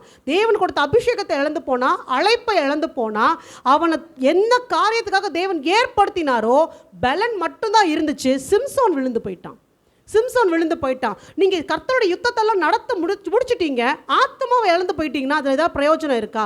ஸோ உங்கள் ஆத்மா ரொம்ப முக்கியம். ஒரு யுத்தம் செய்யும் போது நீங்கள் லட்சக்கணக்கான ஜனங்களை காப்பாற்றுவதை பார்க்கிலும் அதை விட ரொம்ப முக்கியமானது உங்கள் ஆத்மாவை நீங்கள் இழந்து போகக்கூடாது. பெலிஸ்திய ஆவிகள் அதைத்தான் உங்களை செய்ய வைக்கும். ஸோ 300 நரிகளை பிடிச்சு வாளில் நெருப்பை கட்டி பெலிஸ்தியரோட வயலுக்குள்ளே ஓட்டி விட்டு வந்தான். சிம்சோன் அப்படிப்பட்டவன் தான். ஒரு சிங்கத்தை வெறும் கையால் பீறி போட்டவன் தான். கழுதையோடைய பச்சை தாழை எலும்பை வச்சு 1000 பேரை அடித்து கொண்டவன் தான் சிம்சோன். எல்லாம் செஞ்சான். ஆனால் அவனை பிடிக்கிறதுக்கு ஈஸியாக ஒரு பொண்ணை வச்சு வேலையை முடிச்சிருச்சு பார்த்தீங்களா? ஒரு பெண்ணை வச்சு வேலையவே முடிச்சிருச்சு பார்த்தீங்களா? இது தான் இந்த பெலிஸ்தியாவினுடைய தந்திரம். உங்கள் பலவீனம் எதுன்றதை உங்களை விட அது நல்லாவே கண்டுபிடிக்கும். எதில் நீங்கள் வீக்காக இருக்கீங்கன்னு கண்டுபிடிச்சி அதை வச்சு தொடர்ந்து போராடி சிம்சோனை வீழ்த்துச்சு. கண்டுபிடிக்க முடியல. சிம்சோன் கிட்ட இருக்க பலம் எதுனாலும் கண்டுபிடிக்க முடியல. ஆனாலும் முயற்சி பண்ணி கண்டுபிடிச்சி பலத்தெல்லாம் எடுத்து அவன் கண்ணை குருடாக்கி உட்கார வச்சுச்சா இல்லையா? ஸோ சிம்சோனுடைய கண்கள் குருடாக்கப்பட்டது பெலிஸ்தியர்களை பயன்படுத்தி தேவன் செஞ்சது. ஏன்னா அவன் கண்ணு குருடான பிறகு, சரீர கண்ணு குருடான பிறகு ஆவிக்குரிய கண் சிம்சோனுக்கு அங்கே திறக்கப்பட்டது. அதே போல் நம்ம எல்லாருக்குமே தெரியும், அவன் மறுபடியும் தேவன் நோக்கி கூப்பிட்டு பலத்தை பெற்றுக்கொண்டு பெலிஸ்தியர்கள் எல்லாரையும் அவன் நிர்மூலமாக்கினான். ஸோ கம்ப்ளீட்டாக வாஷ் அவுட் பண்ணலை. அந்த ஸ்டோரி நான் இன்னும் கொஞ்சம் நேரம் கழித்து சொல்கிறேன் உங்களுக்கு. அந்த பகுதியில் நான் உங்களுக்கு சொல்கிறேன். ஸோ இதுதான் அந்த பெலிஸ்திய ஆவிகளுடைய தந்திரம். ஸோ எப்போ எபிரேய ஜனங்கள், இஸ்ரவேல் ஜனங்கள் பெலிஸ்தியருக்கு அடிமையாக இருந்தாங்கன்னா, நியாயாதிபதியின் காலத்தில் அவர்கள் பெலிஸ்தியர்களுக்கு அடிமையாக இருந்தார்கள். ஸோ கர்த்தர் நம்மோடு இருக்கும் வரைக்கும் அவர்கள் நம்ம ஒன்றுமே அவங்க நம்மளை ஒன்றும் செய்ய முடியாது.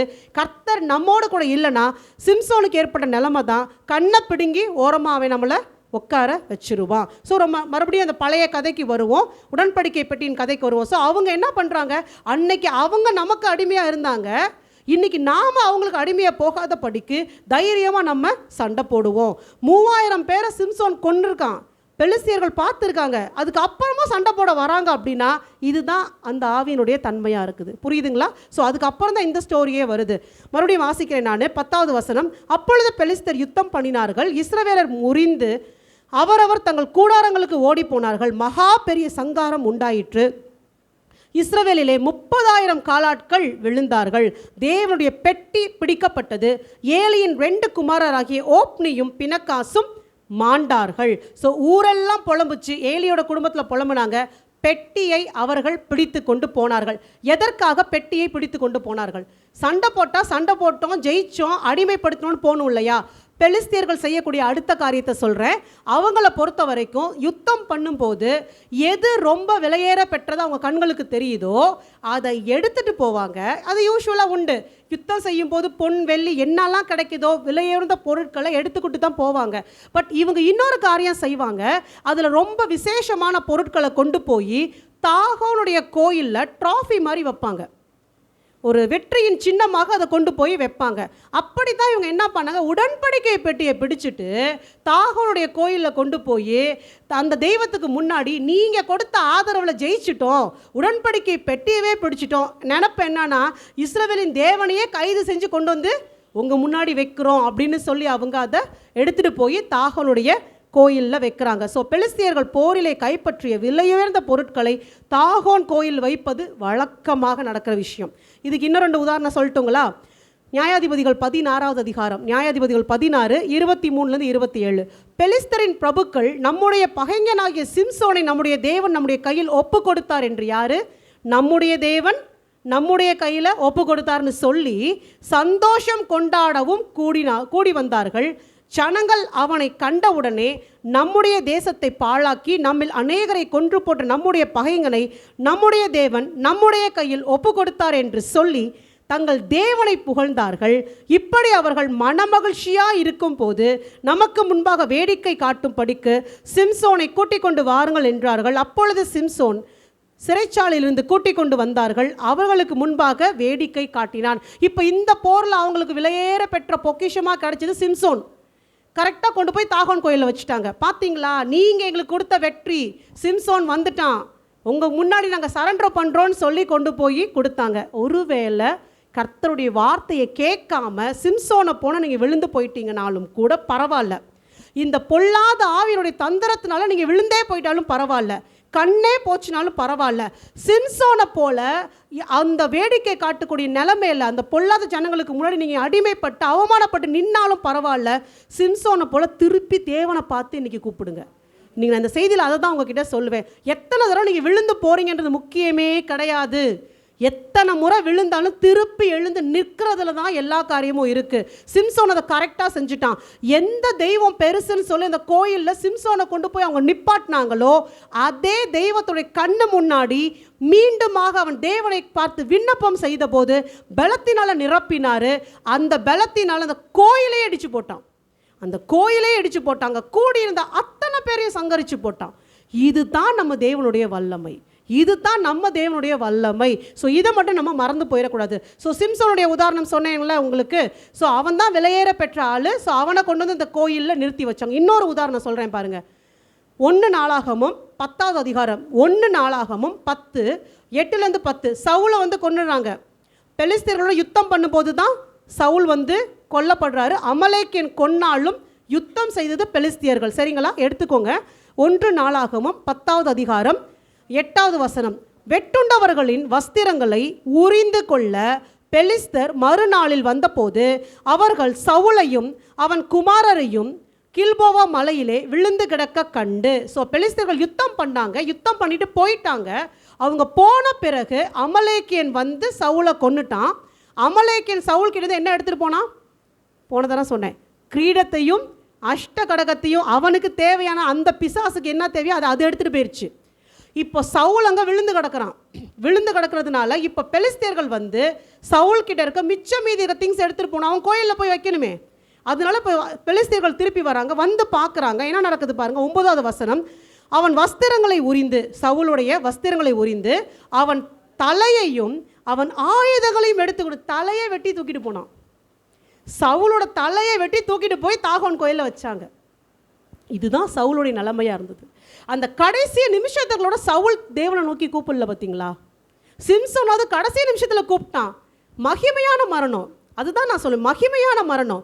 அட்லீஸ்ட் அந்த யுத்த களத்திலையாவது சவுல் ஒரு நிமிஷம் கர்த்தாவேன்னு கூப்பிட்டுருந்தா ஒரு வெற்றியின் மரணமாவது சவுலுக்கு கிடச்சிருக்கும். அவன் ரொம்ப ரொம்ப அற்பமான ஒரு மரணத்தை சந்திக்கிற அளவுக்கு சவுலோட நிலைமை போச்சு. ஸோ என்ன பண்ணாங்க, ஆயுதங்களையும் எடுத்துக்கொண்டு தங்கள் விக்கிரகங்களுக்கும் ஜனங்களுக்கும் அதை பிரசித்தம் படுத்தும்படி பெலிஸ்தருடைய தேசத்திலே சுற்றிலும் செய்தி அனுப்பி அவன் ஆயுதங்களை தங்கள் தேவர்களின் கோவிலிலே வைத்து அவன் தலையை தாகோன் கோவிலிலே தூக்கி வைத்தார்கள். பெலிஸ்தர்கள் இப்படிப்பட்டவங்க தான். ஆனால் என் தேவன் எப்படிப்பட்டவர் தெரியுமா?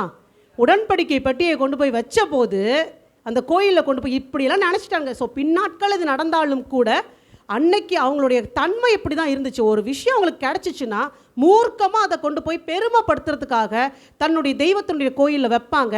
அப்படி தான் உடன்படிக்கை பெட்டியும் கொண்டு போய் வச்சாங்க. பட் அங்கே என்ன நடந்துச்சு? 1 சாமுவேல் 5வது அதிகாரத்துக்கு மறுபடியும் வாங்க. 1 சாமுவேல் 5வது அதிகாரத்தில் அஸ்தோத் ஊரார் மறுநாள் காலமே எழுந்திருந்து வந்தபோது இதோ தாகோன் கர்த்தருடைய பெட்டிக்கு முன்பாக தரையிலே முகம் குப்புற விழுந்து கிடந்தது. அப்பொழுது அவர்கள் தாகோனை எடுத்து அதை அதன் ஸ்தானத்திலே திரும்பவும் நிறுத்தினார்கள். அல்லேலூயா.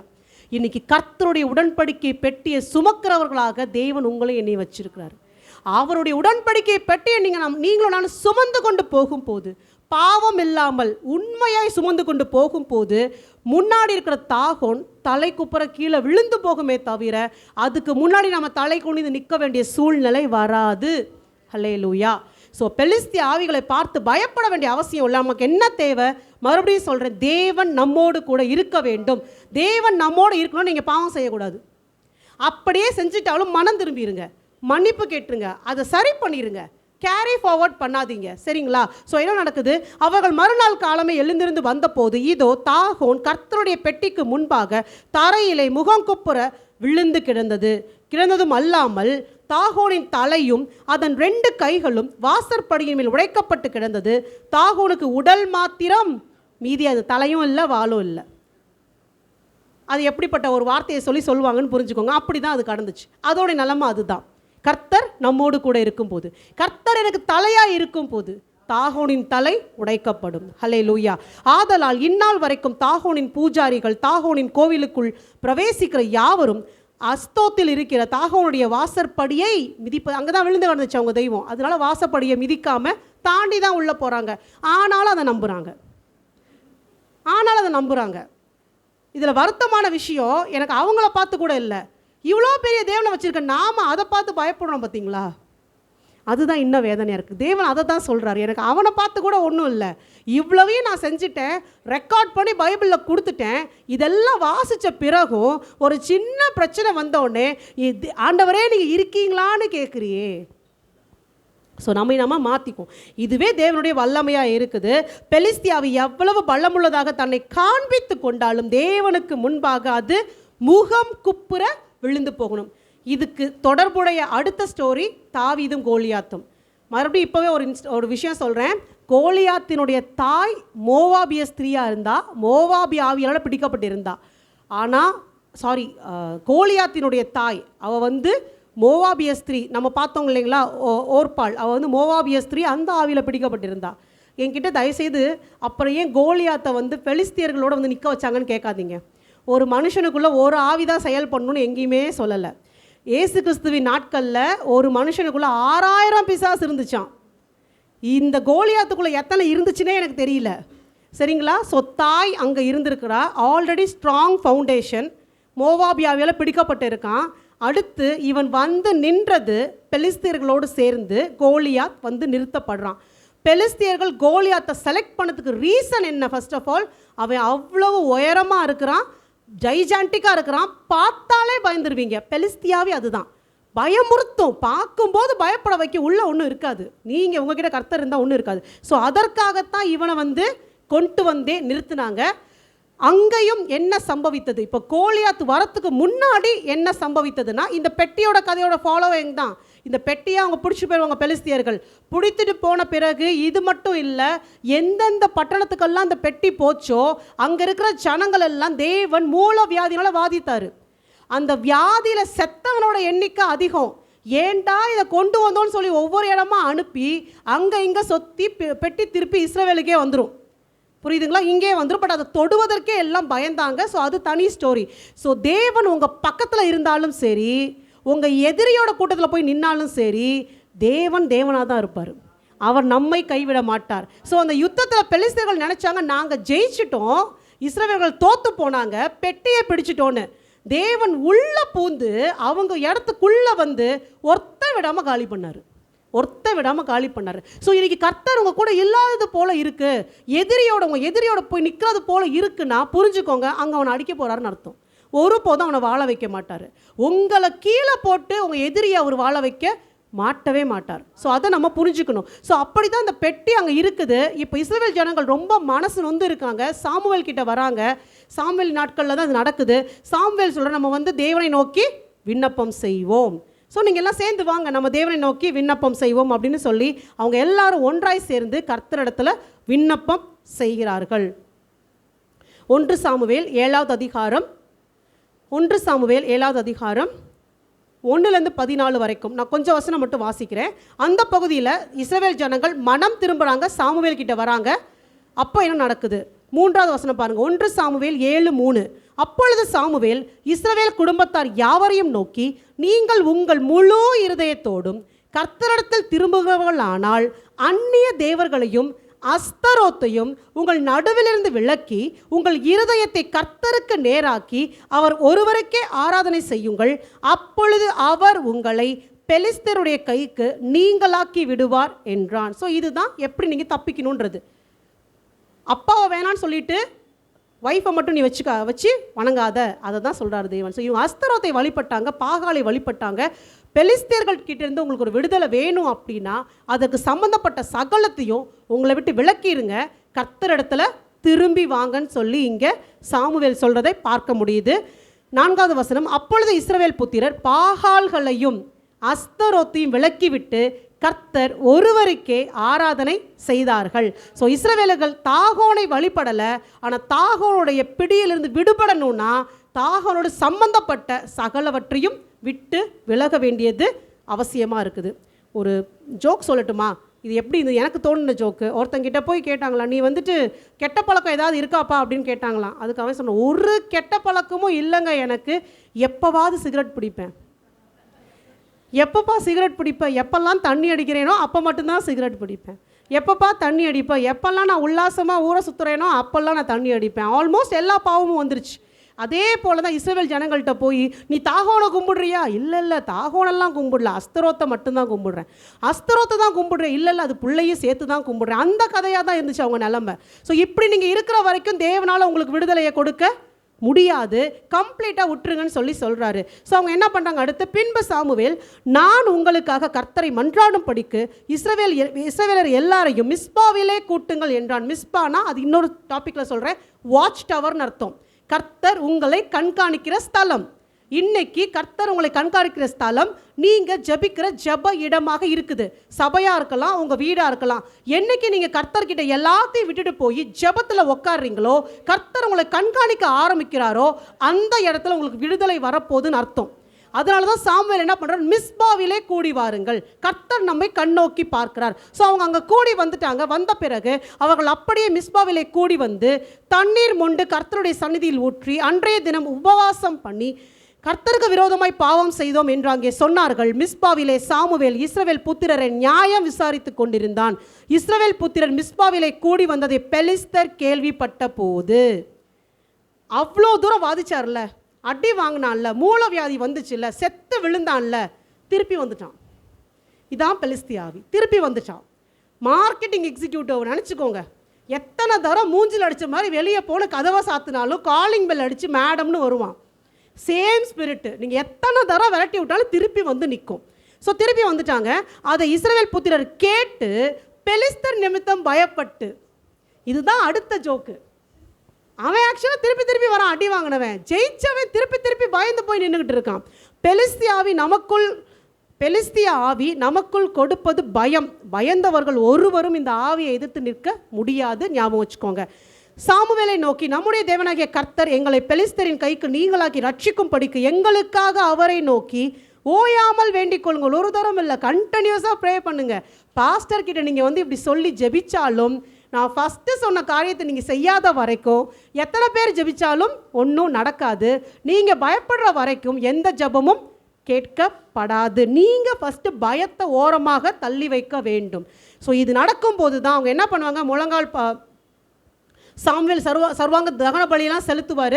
பெலிஸ்தர் இஸ்ரவேலின் மேல் யுத்தம் பண்ண நெருங்கினார்கள். கர்த்தர் என்ன பண்ணுறாரு, இவங்க ஜெபிக்கும் போது என்ன பண்ணுறாரு, மகா பெரிய இடிமுழக்கங்களை பெலிஸ்தர் மேல் அந்நாளிலே முழங்க பண்ணி அவர்களை கலங்கடித்ததினால் அவர்கள் இஸ்ரவேலுக்கு முன்பாக பட்டு விழுந்தார்கள். இன்னும் இவன் இஸ்ரவேல் போய் யுத்தமே பண்ணலைங்க. ஜெபம் பண்ணும்போது கர்த்தர் இடைப்படுறாரு. கர்த்தர் அவர்கள் மேல் இடிமுழக்கங்களை வர பண்ணுறாரு. பயத்தில் அவன் விழுந்து போனான். இதுதான் நீங்கள் அருவருப்புகளை ஒதுக்கி விட்டு தேவ சமூகத்தில் ஜெபிக்கிற ஜெபத்தினுடைய பவர். இன்னைக்கு இது நடக்கலைன்னா என் குளர இன்னும் கர்த்தர் அருவருக்கிற ஏதோ சில காரியங்கள் இருக்கு. குறைவாக சொல்லலை, ஆராய்ந்து பார்த்து விட்டுட்டீங்க அப்படின்னா இவ்வளோ பெரிய ரட்சிப்பை நாம் நிச்சயமாக பார்க்க முடியும். ஸோ தேவன் யுத்தம் செய்தார், அதுதான் அவர்களுக்கு வெற்றியை கொடுத்தது. அடுத்து 11வது வசனம் பாருங்க. அப்பொழுது இஸ்ரவேலர் மிஸ்பாவில் இருந்து பெலிஸ்தரை பின்தொடர்ந்து போய் பெத்காரிம் பள்ளத்தாக்கு மட்டும் அவர்களை முறிய அடித்தார்கள். அப்பொழுது சாமுவேல் ஒரு கல்லை எடுத்து மிஸ்பாவுக்கும் சேனுக்கும் நடுவாக நிறுத்தி, இம்மட்டும் கர்த்தர் எங்களுக்கு உதவி செய்தார் என்று சொல்லி அதற்கு எபனேசர் என்று பெயரிட்டான். இந்த பிரகாரம் பெலிஸ்தர் அப்புறம் இஸ்ரவேலின் எல்லையிலே வராதபடிக்கு தாழ்த்தப்பட்டார்கள். சாமுவேலின் நாளெல்லாம் கர்த்தருடைய கை பெலிஸ்தருக்கு விரோதமாய் இருந்தது. பெலிஸ்தர் இஸ்ரவேல் கையிலிருந்து பிடித்திருந்த எக்ரோன் துவக்கி காத் மட்டும் உள்ள பட்டணங்களும் இஸ்ரவேலுக்கு திரும்ப கிடைத்தது. அவைகளின் எல்லைகளையும் இஸ்ரவேலர் பெலிஸ்தர் கையில் இராதபடிக்கு விடுவித்து கொண்டார்கள். இஸ்ரவேலுக்கும் எமோரியருக்கும் சமாதானம் உண்டாயிருந்தது. ஹல்லேலூயா. ஒரு ஜெபம், பாவத்தை விட்டு விலக்கிட்டு தேவ சமூகத்தில் உண்மையான ஒரு ஜெபம். கர்த்தர் யுத்தம் செய்தார். அங்கே சாமுவேல் ஒரு கல்லை நாட்டுறாரு, எபினேசர்னு சொல்கிறாரு, இம்மட்டும் உதவி செய்தீர்னு. இவங்க விரட்டிட்டு போய் பெலிஸ்தருடைய பட்டணத்தெல்லாம் பிடிச்சுக்கிட்டாங்களா. இப்போ இவங்க அடிமை கிடையாது, அந்த பட்டணங்கள் இவர்களுக்கு சொந்தமாயிருச்சு.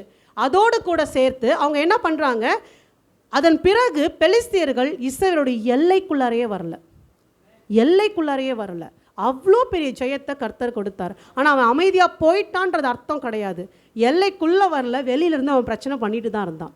இதை நீங்கள் எங்கே கரெக்டாக பார்க்கலாம் அப்படின்னா, தாவீது வந்து கோலியாத்தை எய்த்து சண்டை போடும்போது நல்லா எல்லோரும் கவனமாக கேளுங்க. பெலிஸ்தீனுடைய படை வந்துருச்சு, நிற்கிறாங்க. கோலியாத்து நிற்கிறான். இந்த பக்கம் இஸ்ரவேலருடைய படை இருக்குது. இவன் ஏற்று வந்து சண்டை போட வேண்டியதானே, இஸ்ரவேலர் பயந்து தானே உட்காந்துருக்கான். இவன் அந்த பக்கமே நிற்பான். கோலியாத் அங்கே நின்று பேசிக்கிட்டே இருப்பான், தேவனை நிந்திப்பான். என்ன சொல்லி கூப்பிடுவான்? ஒருத்தனுக்காவது தைரியம் இருந்தால் இந்த பக்கம் வான்னு சொன்னானே தவிர, இவன் தைரியசாலியாக இருந்தால் அந்த பக்கம் போய் நின்று கூட பேசலை. ரீசன் என்ன அப்படின்னா, சாமுவேல் நாட்டின எபினேசன்ற கல் அங்கே இருந்துச்சு. இது எல்லாமே ஒரே பள்ளத்தாக்கு தான். பெத்காரிமா இருக்கட்டும், ஏலா பள்ளத்தாக்கா இருக்கட்டும், இது எல்லாமே ஒரே வேலி. இது பெலிஸ்தியருக்கும் இஸ்ரவேலுக்கும் இருக்கிற பார்டர் லைன். அந்த பார்டர் லைனில் நல்லா பெருசாக சாமுவேல் எபனேசன்ற கல்லை நிறுத்தி, இனிமே இதை தாண்டி உள்ளே வந்தனா உனக்கு அடி விழுகுன்னு சொல்லி நிப்பாட்டினார். அதிலிருந்து ஒரு நாள் கூட கல்லை தாண்டி வர பெலிஸ்தியர்களுக்கு தைரியம் இல்லை. கோலியாத்துக்கே தைரியம் இல்லை. அவன் அந்த பக்கம் நின்று தான் சவுண்டு விடுறான். இங்கிட்டு இருக்க இஸ்ரவேலருக்கு கல்லும் தெரியல, கர்த்தரும் தெரியல. அவன் கோலியாத்தை பார்த்து பயந்து உட்காடுறான். யார்? சவுலே பயந்து உட்காந்துட்டு இருக்கான். சவுல் தன்னை நம்பின ஒரு மனுஷன். அவன் ஹைட்டாக இருக்கான், வெயிட்டாக இருக்கான்னு நினச்சான். அவனை விட உயரமாக ஒருத்தன் வந்தோடனே இவன் பயந்து உட்காந்துருக்கான். தாவீது வந்தபோது சவுலையும் பார்க்கல, இஸ்ரவேலையும் பார்க்கல, கோலியாத்தையும் பார்க்கல, கல்லை மட்டும்தான் பார்த்தான். அன்னைக்கு எபனேசன்ற கல் அங்கே நாட்டப்பட்டதுனால இன்னைக்கு வரைக்கும் பயந்து அந்த பக்கம் நிற்கிறானே, இவன் பெரிய ஆளா? கரெக்டாக அதனால தான் தாவீது கல்லை கையில் எடுத்து கோலியாத்தை அடித்தான். இதுதான் ஹிண்ட்டுன்னு புரிஞ்சுக்கிட்டான் அவன். இன்னைக்கு நம்ம கண்ணு திறக்கப்படுதா? ஆல்ரெடி உங்கள் எல்லையில் எபினேசன்ற கல்லை கர்த்தர் நாட்டியாச்சு. அதை தாண்டி பிசாசால உள்ளே வர முடியாமல் அது வெளியில் நின்று பயமுறுத்துது. நமக்கு கர்த்தரையும் பார்க்க முடியல, கல்லையும் பார்க்க முடியல. அது இவ்வளோ பெருசாக இருக்குது, அவ்வளோ பெரிய பிரச்சனைன்னு அதை உயர்த்தி பேசிக்கிட்டு சவுளை போல் பயந்து உட்காந்துட்ருக்கோம். நீங்கள் தைரியமாக துதின்ற ஆயுதத்தை எடுத்து அடிச்சிங்கன்னா நெத்தியில் பட்டு, கோலியாத் எப்படி விழுந்தா மறுபடியும் கேட்குறேன், முகம் குப்புற. தாகோன் எப்படி விழுந்துச்சு கர்த்தருடைய உடன்படிக்கை பெட்டிக்கு முன்னாடி? முகம் குப்புற. கர்த்தர் உங்களோடு கூட இருக்கும் போது உங்களுக்கு எய்த்து வர பெலிஸ்திய ஆவிகள் முகம் குப்புற விழுந்து போகும். அது ஏன் முன்னாடி இல்லை, எனக்குள்ள இருக்கிற கர்த்தருக்கு முன்பதாக, எனக்குள்ள இருக்க கர்த்தருக்கு முன்பதாக முகம் குப்புற விழுந்து போகும். ஹல்லேலூயா, ஹல்லேலூயா. ஸோ அதே போல் இங்கே எனக்கு ரொம்ப பிடிச்ச காரியம் என்ன அப்படின்னா, அது முகம் குப்புற விழுந்து போச்சு. அங்கேயும் அங்கேயும் வந்து பெலிஸ்தியர்கள் தேசத்தில் போய் தான் தேவன் அடிப்பார். இங்கேயும் அவங்க பக்கம் நின்று தான் தேவன் அடிப்பார் கோலியாத்தை. தாவீது பக்கம் நிற்கலை, கோலியாத்து பக்கம் போய் அவன் பின்னாடி தான் தேவன் அடித்தார். விழு, முகம் குப்புற விழு அப்படின்னு அடித்தார். இன்றைக்கி உங்கள் பக்கத்தில் இல்லைன்னாலும் உங்கள் சத்துரு பக்கத்தில் நிற்கிறது போல தெரியும், நிற்கிறதே அவனை உங்கள் காலில் விழ வைக்க தான். நீங்கள் எதை பார்த்தும் பயப்படாதீங்க. நான் அவ்வளோதான் சொல்லுவேன், எதை பார்த்தும் பயப்படாதீங்க. கரெக்டாக தாவீது என்ன பண்ணுறான்? கோலியாத்துடைய தலையை வெட்டுவான். பின்னாட்களில் அதே ஆவி சவுலோட தலையை வெட்டுச்சு. ஆனால் அன்னைக்கே தாவீது என்ன பண்ணுறான்? கோலியாத்தோட தலையை வெட்டி அதை எடுத்துக்கிட்டு போய் எருசலேமுக்கு வெளியில் ஒரு மலையில் அதை புதைச்சி வச்சான். அதே இடத்துல தான் கர்த்தருடைய கல்வாரி சிலுவை நாட்டப்பட்டது. அவனுடைய தலையை நசுக்கி போடும் படிக்கு. எவ்வளோ பெரிய வெற்றி! தாவீதுகிட்ட இருந்து கர்த்தர் வரைக்கும், இயேசு கிறிஸ்து வரைக்கும் பார்த்தீங்கன்னா அவ்வளோ பெரிய வெற்றி. இது எல்லாத்தையும் சவுல் கண்ணால் பார்த்தும் கூட பெலிஸ்தீனை பார்த்து பயந்தான். அதனால தான் சவுலோடைய தலையை அவன் வெட்டி தூக்கிட்டு போயிட்டான். ஸோ நல்லா புரிஞ்சுக்கோங்க, அதை பார்த்து நீங்கள் பயப்படுற வரைக்கும் அது உங்களை ஓட விரட்டிகிட்டே இருக்கும். தைரியமாக நீங்கள் எதிர்த்து நின்றுட்டீங்கன்னா, கர்த்தரை பிடிச்சிக்கிட்டீங்கன்னா, அதுதான் உங்கள் முன்னாடி முகம் குப்புற விழுந்து போகுமே தவிர நாம் அதை பார்த்து பயப்பட வேண்டிய அவசியம் நிச்சயமாக கிடையாது. ஹல்லேலூயா. இன்னும் 2 சம்பவத்தை சொல்லி நான் முடிச்சிடுறேன். ஸோ பெலிஸ்திய ஆவிகள் தன்னை பலசாலிகளாக காண்பித்தாலும் அது உண்மையிலேயே கர்த்தரை பார்த்து பயப்படக்கூடிய ஆவிகள் தான். நீங்கள் ஒருபோதும் அதை பார்த்து பயப்பட தேவை கிடையாது. அதே போல் அது தொடர்ந்து போராடி கொண்டே இருக்கும். இறுதி வரை அது போராடும். இறுதி வரை நாமளும் போராடி ஜெயித்து பரலோகத்துக்கு உள்ள நுழைய வேண்டும். ஸோ 2 முக்கியமான சம்பவங்கள் சொல்லி நான் முடிக்கிறேன். முதலாவதாக யோனத்தானுடைய வாழ்க்கையில் ஒரு முக்கியமான சம்பவம். அப்பா தான் பெலிஸ்தீனை பார்த்து பயந்தான், சவுல். ஆனால் யோனத்தான் பயப்படல. நீங்கள் தாவீதாக தான் இருக்கணும்னு அவசியம் இல்லை. யோனத்தானாக இருந்தாலும் கர்த்தர் உங்களோடு கூட இருப்பார். நீங்கள் எய்த்து நிற்கிறேன்னு சொல்லிட்டீங்கன்னா அவர் வந்துடுவார் உங்கள் கூட. புரியுதுங்களா? ஸோ என்ன நடக்குது யோனத்தானுடைய வாழ்க்கையில்? 1 சாமுவேல் 14 1வது வசனம். ஒரு நாள் சவுலின் குமாரனாகிய யோனத்தான் தன் ஆயுததாரியாகிய வாலிபனை நோக்கி, நமக்கு எதிராக அந்த பக்கத்தில் இருக்கிற பெலிஸ்தரின் தானியத்திற்கு போவோம் வா என்று சொன்னான். அதை அவன் தன் தகப்பனுக்கு அறிவிக்கவில்லை. ஸோ ஒரு யுத்தம் நடந்துட்டு இருக்கு. இதுக்கு முன்னாடி என்ன நடந்துச்சுன்னு பார்ப்போம், ஏன் இந்த சம்பவம் நடக்குதுன்னு. அந்த பக்கம் பெலிஸ்தீர்கள் இருக்காங்க, இந்த பக்கம் இஸ்ரவேலர்கள் இருக்கிறாங்க. இந்த பார்டர் லைன் கிராசிங்கில் தான் எல்லா பிரச்சனையும் வருது. அவன் தாண்டியும் வரமாட்டான், இவங்க தாண்டியும் போக மாட்டாங்க. என்னன்னா அதுக்கு முன்னாடி ஒரு சம்பவம் நடக்குது, அதில் தான் இந்த யுத்தமே வந்திருக்கும். அதையும் பார்த்துடலாம். 1 சாமுவேல் 13வது அதிகாரம். 1 சாமுவேல் 13:1 வாசிக்கிறேன். சவுல் ராஜ்யபாரம் பண்ணி 1 வருஷம் ஆயிற்று. அவன் இஸ்ரவேலை 2ஆம் வருஷம் அரசாண்ட போது இஸ்ரவேலில் 3000 பேரை தனக்கு தெரிந்து கொண்டான். அவர்களில் 2000 பேர் சவுலோடே கூட மிக்மாசிலும் பெத்தேல் மலையிலும் 1000 பேர் யோனத்தானே கூட பென்யமீன் நாட்டிலும் உள்ள கிபியாவிலும் இருந்தார்கள். ஸோ சவுல் ராஜாவாயிட்டான். 1 இயர் முடிஞ்சிருச்சு. 2nd இயரில் 3000 சோல்ஜர்ஸை செலக்ட் பண்ணிவிட்டு யோனத்தான் கூட கொஞ்சம் பேரும் சவுலோட கொஞ்சம் பேரும். ஸோ மொத்த ஸ்ட்ரென்த் எவ்வளோ? 3000 பேர். ஞாபகம் வச்சுக்கோங்க. 3வது வசனம் பாருங்க. யோனத்தான் கேபாவிலே தானியம் இருந்த பெலிஸ்தரை முறியடித்தான். பெலிஸ்தர் அதை கேள்விப்பட்டார்கள். ஆகையால் இதை எபிரேயர்கள் கேட்க கடவர்கள் என்று சவுல் தேசமெங்கும் எக்காலம் ஊதுவித்தான். யோனத்தான் தான் பெலிஸ்தர்களை முறியடித்தான் ஒரு பர்டிகுலர் பட்டணத்தில். அப்பாவுக்கு அது தெரிஞ்ச உடனே என்ன பண்ணுறான்? ஊர் முழுக்க தம்பட்டம் அடிக்க ஆரம்பிச்சிட்டான். ஜெயம் கொடுத்தது யாரு? கர்த்தர். பெருமை பாராட்டுவது யாரு? சவுல். இத்தனைக்கு சவுல் கூட முறிய அடிக்கலை. இப்போ ஒரு கேள்வி கேட்கலாம், சரி என் பிள்ளை ஜெயிச்சிருச்சு, அதை நான் பெருமையாக சொன்னால் தப்பா அப்படின்னு. தப்பு எங்கே நடந்துச்சுன்றதை பாருங்கள். 1000 பேரை வச்சுக்கொண்டு வெற்றி பெற்று யுத்தம் செய்து யோனத்தான் சவுல் இல்லை. ஆனால் அதை மறந்து அவன் பெருமை பேசுகிறான். என்ன சொல்கிறான் பாருங்கள். 4வது வசனம். தானியம் இருந்த பெலிஸ்தரை சவுல் முறிய அடித்தான் என்று. யாரு? சவுல் முறியடித்தானா? சவுல் முறிய அடித்தான் என்றும் இஸ்ரவேலர் பெலிஸ்தருக்கு அருவருப்பானார்கள் என்றும் இஸ்ரவேலர் எல்லாம் கேள்விப்பட்ட போது ஜனங்கள் சவுலுக்கு பின் செல்லும்படி கில்காலுக்கு வரவழைக்கப்பட்டார்கள். இங்கேருந்து இந்த பெருமை வந்துச்சு. என் பிள்ளை ஜெயிச்சிச்சு, நான் அதை சொல்கிறேன், தப்பு கிடையாது. இங்கே சவுல் என்ன பண்ணிட்டான்? நான் ஜெயிச்சேன்னு சொல்லிட்டு எல்லாரும் இப்போ ஏன் பின்னாடி வாங்கன்ட்டான். கர்த்தருக்கு பின்னாடி போகணுமா? இதுதான் பெருமை. இதுதான் பெருமை. இந்த பெருமையில் விழுந்து போகிற வரைக்கும் நீங்கள் எந்த ஆவியுமே எய்த்து நிற்க முடியாது.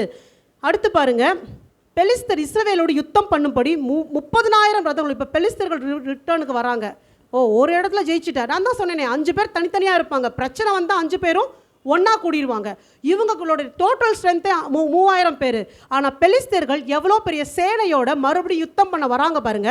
பெலிஸ்தர் இஸ்ரவேலோடு யுத்தம் பண்ணும்படி 30,000 ரதங்களோடும் 6000 குதிரை வீரரோடும் கடற்கரை மணலத்தனையான ஜனங்களோடும் கூடிக்கொண்டு பெத்தாவேலுக்கு கிழக்கான மிக்மாசிலே பாளையம் இறங்கினார்கள். 3000 பேரை வச்சுட்டு பெருமை பேசுகிறேன். 30,000 பேர் ரதங்கள், 6000 பேர், கணக்கில்லாத ஒரு ஜனங்கள். எப்படி இருக்கும் அதை பார்க்கும்போது? உங்களுக்கு அதை பார்க்கும்போதே மனம் கலங்கி போகும் இல்லையா? ஸோ இப்படிப்பட்ட சூழ்நிலையில் தான் என்ன நடக்குது? அப்பொழுது 8வது வசனம். அப்பொழுது இஸ்ரவேலர் தங்களுக்கு உண்டான இக்கட்டை கண்டபோது ஜனங்கள் தங்களுக்கு உண்டான நெருக்கத்தினாலே கெபிகளிலும் முட்காடுகளிலும் கண்மலைகளிலும் துருகங்களிலும் குகைகளிலும் ஒளிந்து கொண்டார்கள். இவ்வளோ பேர் ஏற்க முடியாது, ஓடி ஒளிஞ்சிட்டாங்க இஸ்ரவேல் ஜனங்கள்.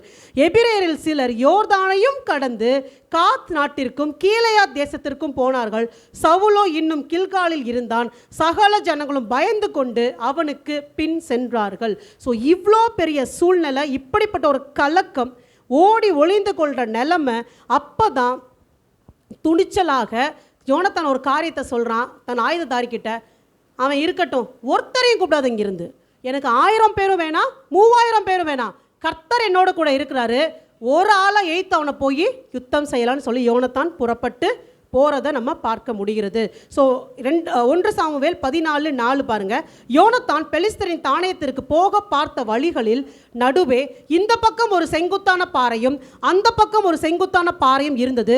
ஒன்றுக்கு போசேஸ் என்று பேர், மற்றொன்றுக்கு சேனே என்று பேர். ஸோ பெலிஸ்தர்களை எய்த்து போகணும், ஆயுததாரியை கூப்பிட்டுக்கிட்டான். யோனத்தானும் ஆயுததாரியும் மட்டும் கடந்து போகிறாங்க. செங்குத்தான 2 பாறை, அதன் மேலே ஏறி நீங்கள் பெலிஸ்தர்கள் கிட்ட போகணும். ஸோ அந்த 2 பாறைக்கும் பேர் கொடுத்துருக்காங்க. எப்பயுமே பைபிளில் ஒரு பேர் கொடுக்குறாங்க ஸ்பெசிஃபிக்கானா அர்த்தம் கண்டுபிடிச்சி பாருங்கள், ரொம்ப இன்ட்ரெஸ்டிங்காக இருக்கும். ஸோ ஒரு பாறையோட பேர் வந்து போசேஸ், அப்படின்னா ஷைனிங், மின்னுகிற அப்படின்ற அர்த்தம். இது தேவனுடைய மகிமையை குறிக்குது. ஸோ ஒரு பக்கம் தேவ மகிமை, இன்னொரு பாறை வந்து சேனே. சேனே அப்படின்னா முட்புதர், முட்செடி, உபத்திரவத்தை, பாடுகளை குறிக்குது. ஸோ பெலிஸ்தர்களை ஏற்று நீங்கள் போராடணும்னா ஒரு பக்கம் போராட்டமும் பாடும் இருக்கும், ஆனால் இன்னொரு பக்கம் கர்த்தருடைய மகிமையும் இருக்கும். இதுக்கு நடுவில் தான் நீங்கள் கடந்து போய் அவர்களை ஜெயிப்பீர்கள். புரியுதுங்களா? ஸோ ஒன்றை மட்டும் பார்க்காதீங்க, எப்பயும் மகிமையை மட்டுமேவும் பார்த்துறாதீங்க, பிரச்சனையை மட்டும் பார்த்துறாதீங்க. ரெண்டுக்கும் நடுவில் கர்த்தரை பிடிச்சிக்கிட்டு நீங்கள் போனீங்கன்னா நிச்சயமாக தேவன் நமக்கு ஜெயத்தை கொடுப்பார். ஸோ நீங்கள் பாருங்கள் 13வது வசனம், யோனத்தான் தன் கைகளாலும் தன் கால்களாலும் தவழ்ந்து ஏறினான், அவன் ஆயுததாரி அவன் பின்னாலே ஏறினான். அப்பொழுது அவர்கள் யோனத்தானுக்கு முன்பாக மடிந்து விழுந்தார்கள். என்ன நடக்கும் அப்படின்னா, அவங்க ஒரு அக்ரிமெண்ட் வச்சுக்குவாங்க, நம்ம மேலே ஏறி போவோம், அவங்க வந்து நம்மளை வான்னு சொன்னாங்கன்னா தேவன் ஒப்பு கொடுத்தார், அவங்க இறங்கி வந்தாங்கன்னா நம்ம திரும்பி போயிடறோன்னு ஒரு அக்ரிமெண்ட் வச்சுக்குவாங்க, பேசிக்குவாங்க. போகும்போது இவங்க நினச்சபடி அவங்க சொல்லுவாங்க, ஏறி வான்னு சொன்னோடனே கர்த்தர் நம்ம கையில் ஒப்பு கொடுத்துறான்னு தீர்மானித்து மேலே ஏறி போவாங்க. இவங்க போய் வெட்டுறதுக்கு முன்னாடியே, அதான் வசனம், வெட்டுறதுக்கு முன்னாடியே அப்பொழுது அவர்கள் யோனத்தானுக்கு முன்பாக மடிந்து விழுந்தார்கள்.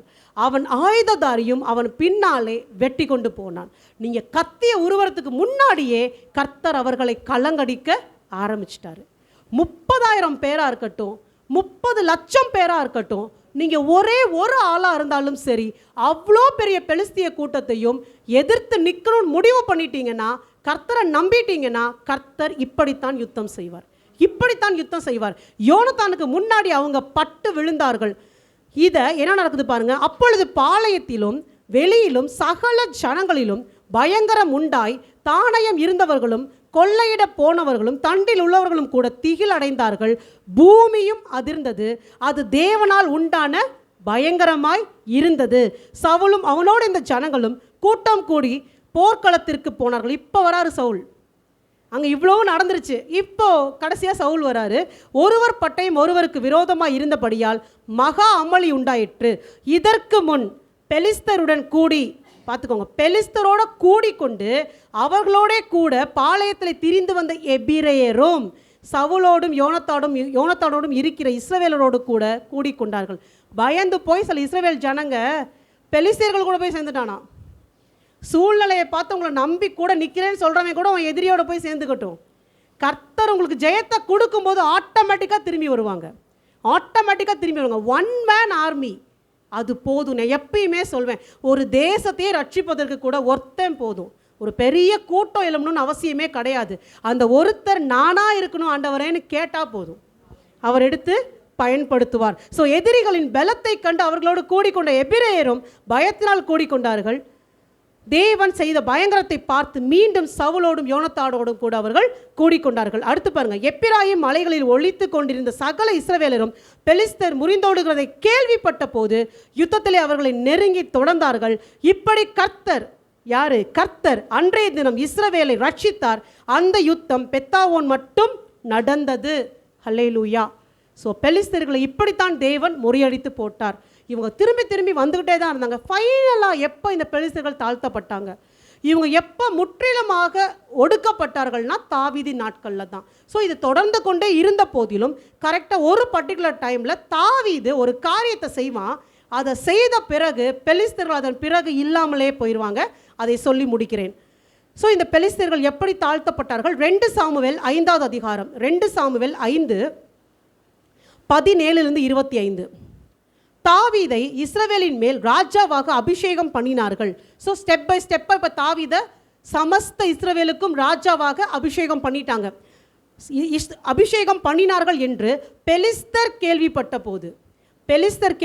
போது அவர்கள் எல்லாரும் தாவீதை தேடும்படி வந்தார்கள். அதை தாவீது கேட்டபோது ஒரு அரணைப்பான இடத்துக்கு போனான். பெலிஸ்தரோ வந்து ரெப்பாயிம் பள்ளத்தாக்கிலே பரவி இருந்தார்கள். பெலிஸ்தருக்கு விரோதமாய் போகலாமா, அவர்களை என் கையில் ஒப்பு கொடுப்பீரா என்று கர்த்தரிடத்தில் விசாரித்த போது கர்த்தர், போ, பெலிஸ்தரை உன் கையில் நிச்சயமாய் ஒப்பு கொடுப்பேன் என்று தாவீதுக்கு சொன்னார். ஸோ மறுபடியும் சேம் குவாலிட்டி தான். கர்த்தர்கிட்ட கேட்காம தாவீது செய்யவே மாட்டார். அம்மோனியர்கள்ட்ட மட்டும்தான் தாவீது விழுந்து போனானே தவிர பெலிஸ்தியர்கள்ட்ட கரெக்டாக தான் இருந்தான் தாவீது. ஏற்கனவே கோலியாத்தையே ஜெயிச்சவன் தான், அப்படியே போய் சண்டை போடலை, போகட்டுமா? அப்போ கர்த்தர் சொல்கிறார், போ, நிச்சயமாய் ஒப்பு கொடுப்பேன். தாவீது பாகால் பிராசிமுக்கு வந்து அங்கே அவர்களை முறிய அடித்து தண்ணீர்கள் உடைந்தோடுகிறது போல கர்த்தர் என் சத்துருக்களை எனக்கு முன்பாக உடைந்து ஓட பண்ணினார் என்று சொல்லி அதன் நிமித்தம் அந்த ஸ்தலத்திற்கு பாகால் பிராசிம் என்று பெயரிட்டான். அங்கே பெலிஸ்தர் தங்கள் விக்கிரகங்களை விட்டு ஓடி போனார்கள். அவைகளை தாவீதும் அவன் மனுஷரும் சுட்டெரித்தார்கள். இதுதான் ஃபைனலாக இருந்துச்சு. ஸோ அவன் எப்பெல்லாம் யுத்தத்துக்கு போகிறானோ அவனோடு கூட சேர்ந்து தாகோன் தெய்வத்தையும் அந்த பிசாசையும் தூக்கிக்கிட்டு தான் போவான். தூக்கிட்டு போய் வச்சு அவன் நம்பிக்கை எல்லாமே இந்த தெய்வத்தின் மேலே இருந்துச்சு. இதுதான் எனக்கு ஜெயத்தை கொடுக்குது, இதுதான் எனக்கு ஜெயத்தை கொடுக்குதுன்னு. ஸோ இருக்கிற ஆழமான நம்பிக்கையை உடைச்சிட்டிங்கன்னா அதைத்தான் தாவீது செய்தான். ஸோ இந்த யுத்தத்தில் இவங்களை வந்து தேவன் ஒடுக்கினார். முறிந்து ஓடும் போது தூக்கிட்டு தெய்வத்தை போட்டு போயிட்டான். தெய்வத்தை தூக்க இப்போ ஆள் இல்லை. தூக்கிட்டு வந்தவன் அனாதையா தெய்வத்தை அம்போன்னு விட்டுட்டு ஓடி போயிட்டான். தெய்வத்தை பாதுகாக்க ஆள் கிடையாமல் போயிடுச்சு. தாவீது பார்த்தான், ஒன்ஸ் ஃபார் ஆல் அதை அடித்து நொறுக்கி சுட்டெரித்து போட்டுட்டான், சாம்பலாக்கி போட்டுட்டான். போ, எல்லாம் முடிஞ்சுதுன்னு சொல்லிட்டு அடுத்து பாருங்க, இப்போ அவன் வரான் திருப்பி. ஆனால் பழைய பலத்தோடு அல்ல. நல்லா கவனிச்சு பாருங்க. பெலிஸ்தர் தங்கள் விக்கிரகங்களை போர் செய்யும் இடத்திற்கு கொண்டு செல்வதை வழக்கமாக வைத்திருக்க வேண்டும். தாவீது அந்த விக்கிரகங்களை சுட்டரித்து போட்டான். பெலிஸ்தர் திரும்பவும் வந்து ரெப்பாயும் பள்ளத்தாக்கில இறங்கினார்கள். இதான் பெலிஸ்தர்கள் திரும்பவும் வந்து இறங்குறாங்க. ஆனால் இந்த தரம் அவனுக்கு சப்போர்ட் பண்ண யாருமே இல்லை. அவனுடைய தெய்வமும் இல்லை, ஒருத்தரும் இல்லை. பழைய நினப்பில் அவன் வந்து நிற்கிறான். இப்போ தாவீது தேவன் ஒரே அடியாக அடித்து காலி பண்ணுறாரு. தாவீது கர்த்தரிடத்தில் விசாரித்ததற்கு அவர், நீ நேராய் போகாமல் அவர்களுக்கு பின்னாலே சுற்றி முசுக்கட்டை செடிகளுக்கு எதிராக இருந்து அவர்கள் மேல் பாய்ந்து முசுக்கட்டை செடிகளின் நுனிகளிலே செல்லுகிற இறைச்சலை நீ கேட்கும் போது சீக்கிரமாய் எழும்பிப்போ, அப்பொழுது பெலிஸ்தரின் பாளையத்தை முறிய அடிக்க கர்த்தர் உனக்கு முன்பாக புறப்பட்டிருப்பார் என்றார். கர்த்தர் தாவீதுக்கு கட்டளையிட்ட பிரகாரம் அவன் செய்து பெலிஸ்தரை கேபா துவக்கி கேசேர் எல்லை மட்டும் முறியடித்தான். பெலிஸ்தரின் நம்பிக்கை விக்கிரகங்கள் மேலே இருந்துச்சு, அதை சுட்டரித்து போட்டான். அதன் பிறகு அவங்க எய்த்து வந்தாங்க, அத்தோடு அவர்கள் முறியடிக்கப்பட்டாங்க. அதன் பிறகு நீங்கள் எங்கேயுமே பெலிஸ்தர்களை பார்க்க முடியாது. அப்படியே அவங்க டிசால்வ் ஆகிட்டாங்க. அவங்களுக்கு என்ன நடந்ததுன்னு சொல்கிறேன். இந்த சம்பவத்திற்கு பிறகு பெலிஸ்தர்கள் முற்றிலுமாக தாழ்த்தப்பட்டார்கள். 2 சாமுவேல் 5வது அதிகாரம், இந்த அதிகாரத்தில் தாவீது அவர்களின் அதிகாரத்தை முறியடித்த பிறகு பெலிஸ்தியர்கள் அவங்க வந்துட்டு திருப்பி எதிர்த்து நிற்க முடியாத படிக்கு கம்ப்ளீட்டாக வாஷ் அவுட் ஆனாங்க. எப்படின்னா, பாபிலோனிய ராஜ்யம் வந்து அவர்களை கைப்பற்றி அவர்களை முற்றிலுமாக நிர்மூலமாக்கினது. அப்படியே சிதறி போயிட்டாங்க. ஸோ மக்களாக அவர்கள் கலந்துட்டாங்க அப்படின்னு சொல்கிறாங்க. கரெக்டாக சொல்லணும்னா 2ஆம் நேபுகாத் நேச்சார் பெலிஸ்திய நகரங்களை அழித்து போட்டார். அதே போல் எஞ்சியிருந்த குடிமக்கள் பெருமளவில் மெசபொத்தோமியா நாட்டுக்கு கடத்தப்பட்டார்கள். அவர்கள் தங்கள் கலாச்சார அடையாளத்தையே இழந்து போனார்கள். ஸோ கம்ப்ளீட்லாக அது வாஷ் அவுட் ஆகிடுச்சு. பட் அந்த ஸ்பிரிட் இன்னும் செயல்பட்டு கொண்டு தான் இருக்குது. ஸோ இவ்வளோ நேரம் நான் சொன்னதை மறுபடியும் வீட்டில் போய் நீங்கள் இந்த வசனங்கள் எல்லாம் வாசிக்கும் போது இதை கதையாக பார்க்காம அதில் பின்னாடி என்ன செயல்பட்டுச்சு அதோடு கூட சேர்ந்து கர்த்தர் எப்படி நமக்கு ஜெயம் தருகிறார் அதை நீங்கள் கண்டினியூஸாக ஃபாலோ பண்ணிகிட்டே வந்தீங்கன்னா இதை நீங்கள் ஈஸியாக முறியடிக்கலாம். ஸோ பெலிஸ்தியர்கள் புரிந்துருச்சா? இன்னும் ஒன்று கானானியர்கள், நான் அடுத்த வாரம் அதையும் முடிச்சிடுறேன். கண்களை மூடி ஜெபிப்போம். ஸ்தோத்திரம் ஆண்டவரை, நன்றோடு துதிக்கிறோம் அப்பா, ஸ்தோத்தரிக்கிறோம். எத்தனை பிரச்சனைகள் வந்தாலும், எத்தனை முறை சாத்தான் எங்களை எதிர்த்து வந்தாலும், கர்த்தரோவென்றால் பயங்கர பராக்கிரமசாலியாக எங்களோடு இருந்து எங்களை எல்லா இக்கட்டுக்கும் நீங்களாக்கி விடுவிக்கிறீரே அப்பா, உம்மை ஸ்தோத்தரிக்கிறோம் ஆண்டவரே. இந்த நிமிஷம் வரைக்கும் இப்படிப்பட்ட பொல்லாத ஆவிகள் எங்களோடு யுத்தம் செய்தது ராஜா. இப்படிப்பட்ட பொல்லாத ஆவிகள் எங்களோடு யுத்தம் செய்து கொண்டே தான்ப்பா இருக்குது. ஆனால் ஒவ்வொரு முறையும் கர்த்தர் எங்களை காப்பாற்றி தாங்கி தப்புவித்து ரட்சித்து ஜெயமெடுக்க வைக்கிறீங்கப்பா. அதற்காய் நன்றி செலுத்துகிறோம். தொடர்ந்து உம்மை நாங்கள் பற்றி கொண்டு வாழ எங்களுக்கு கிருபை தாங்க. இன்றைக்கும் கர்த்தாவே, எங்களிடத்தில் காணப்படுகிற அருவருப்புகள், தேவையற்ற காரியங்கள், பாவங்கள் எங்களை விட்டு அகன்று போகுவதாகன்னு சொல்லி ஜெபிக்கிறோம் அப்பா. சுத்த மனசாட்சியோடு சுத்தமான கைகளோடு உம்மை ஆராதிக்கவும் உம்மை சார்ந்து கொள்ளவும் கிருபை தாங்க. நீர் செய்த எல்லா நன்மைகளுக்காக நாங்கள் நன்றி செலுத்துகிறோம் ராஜா.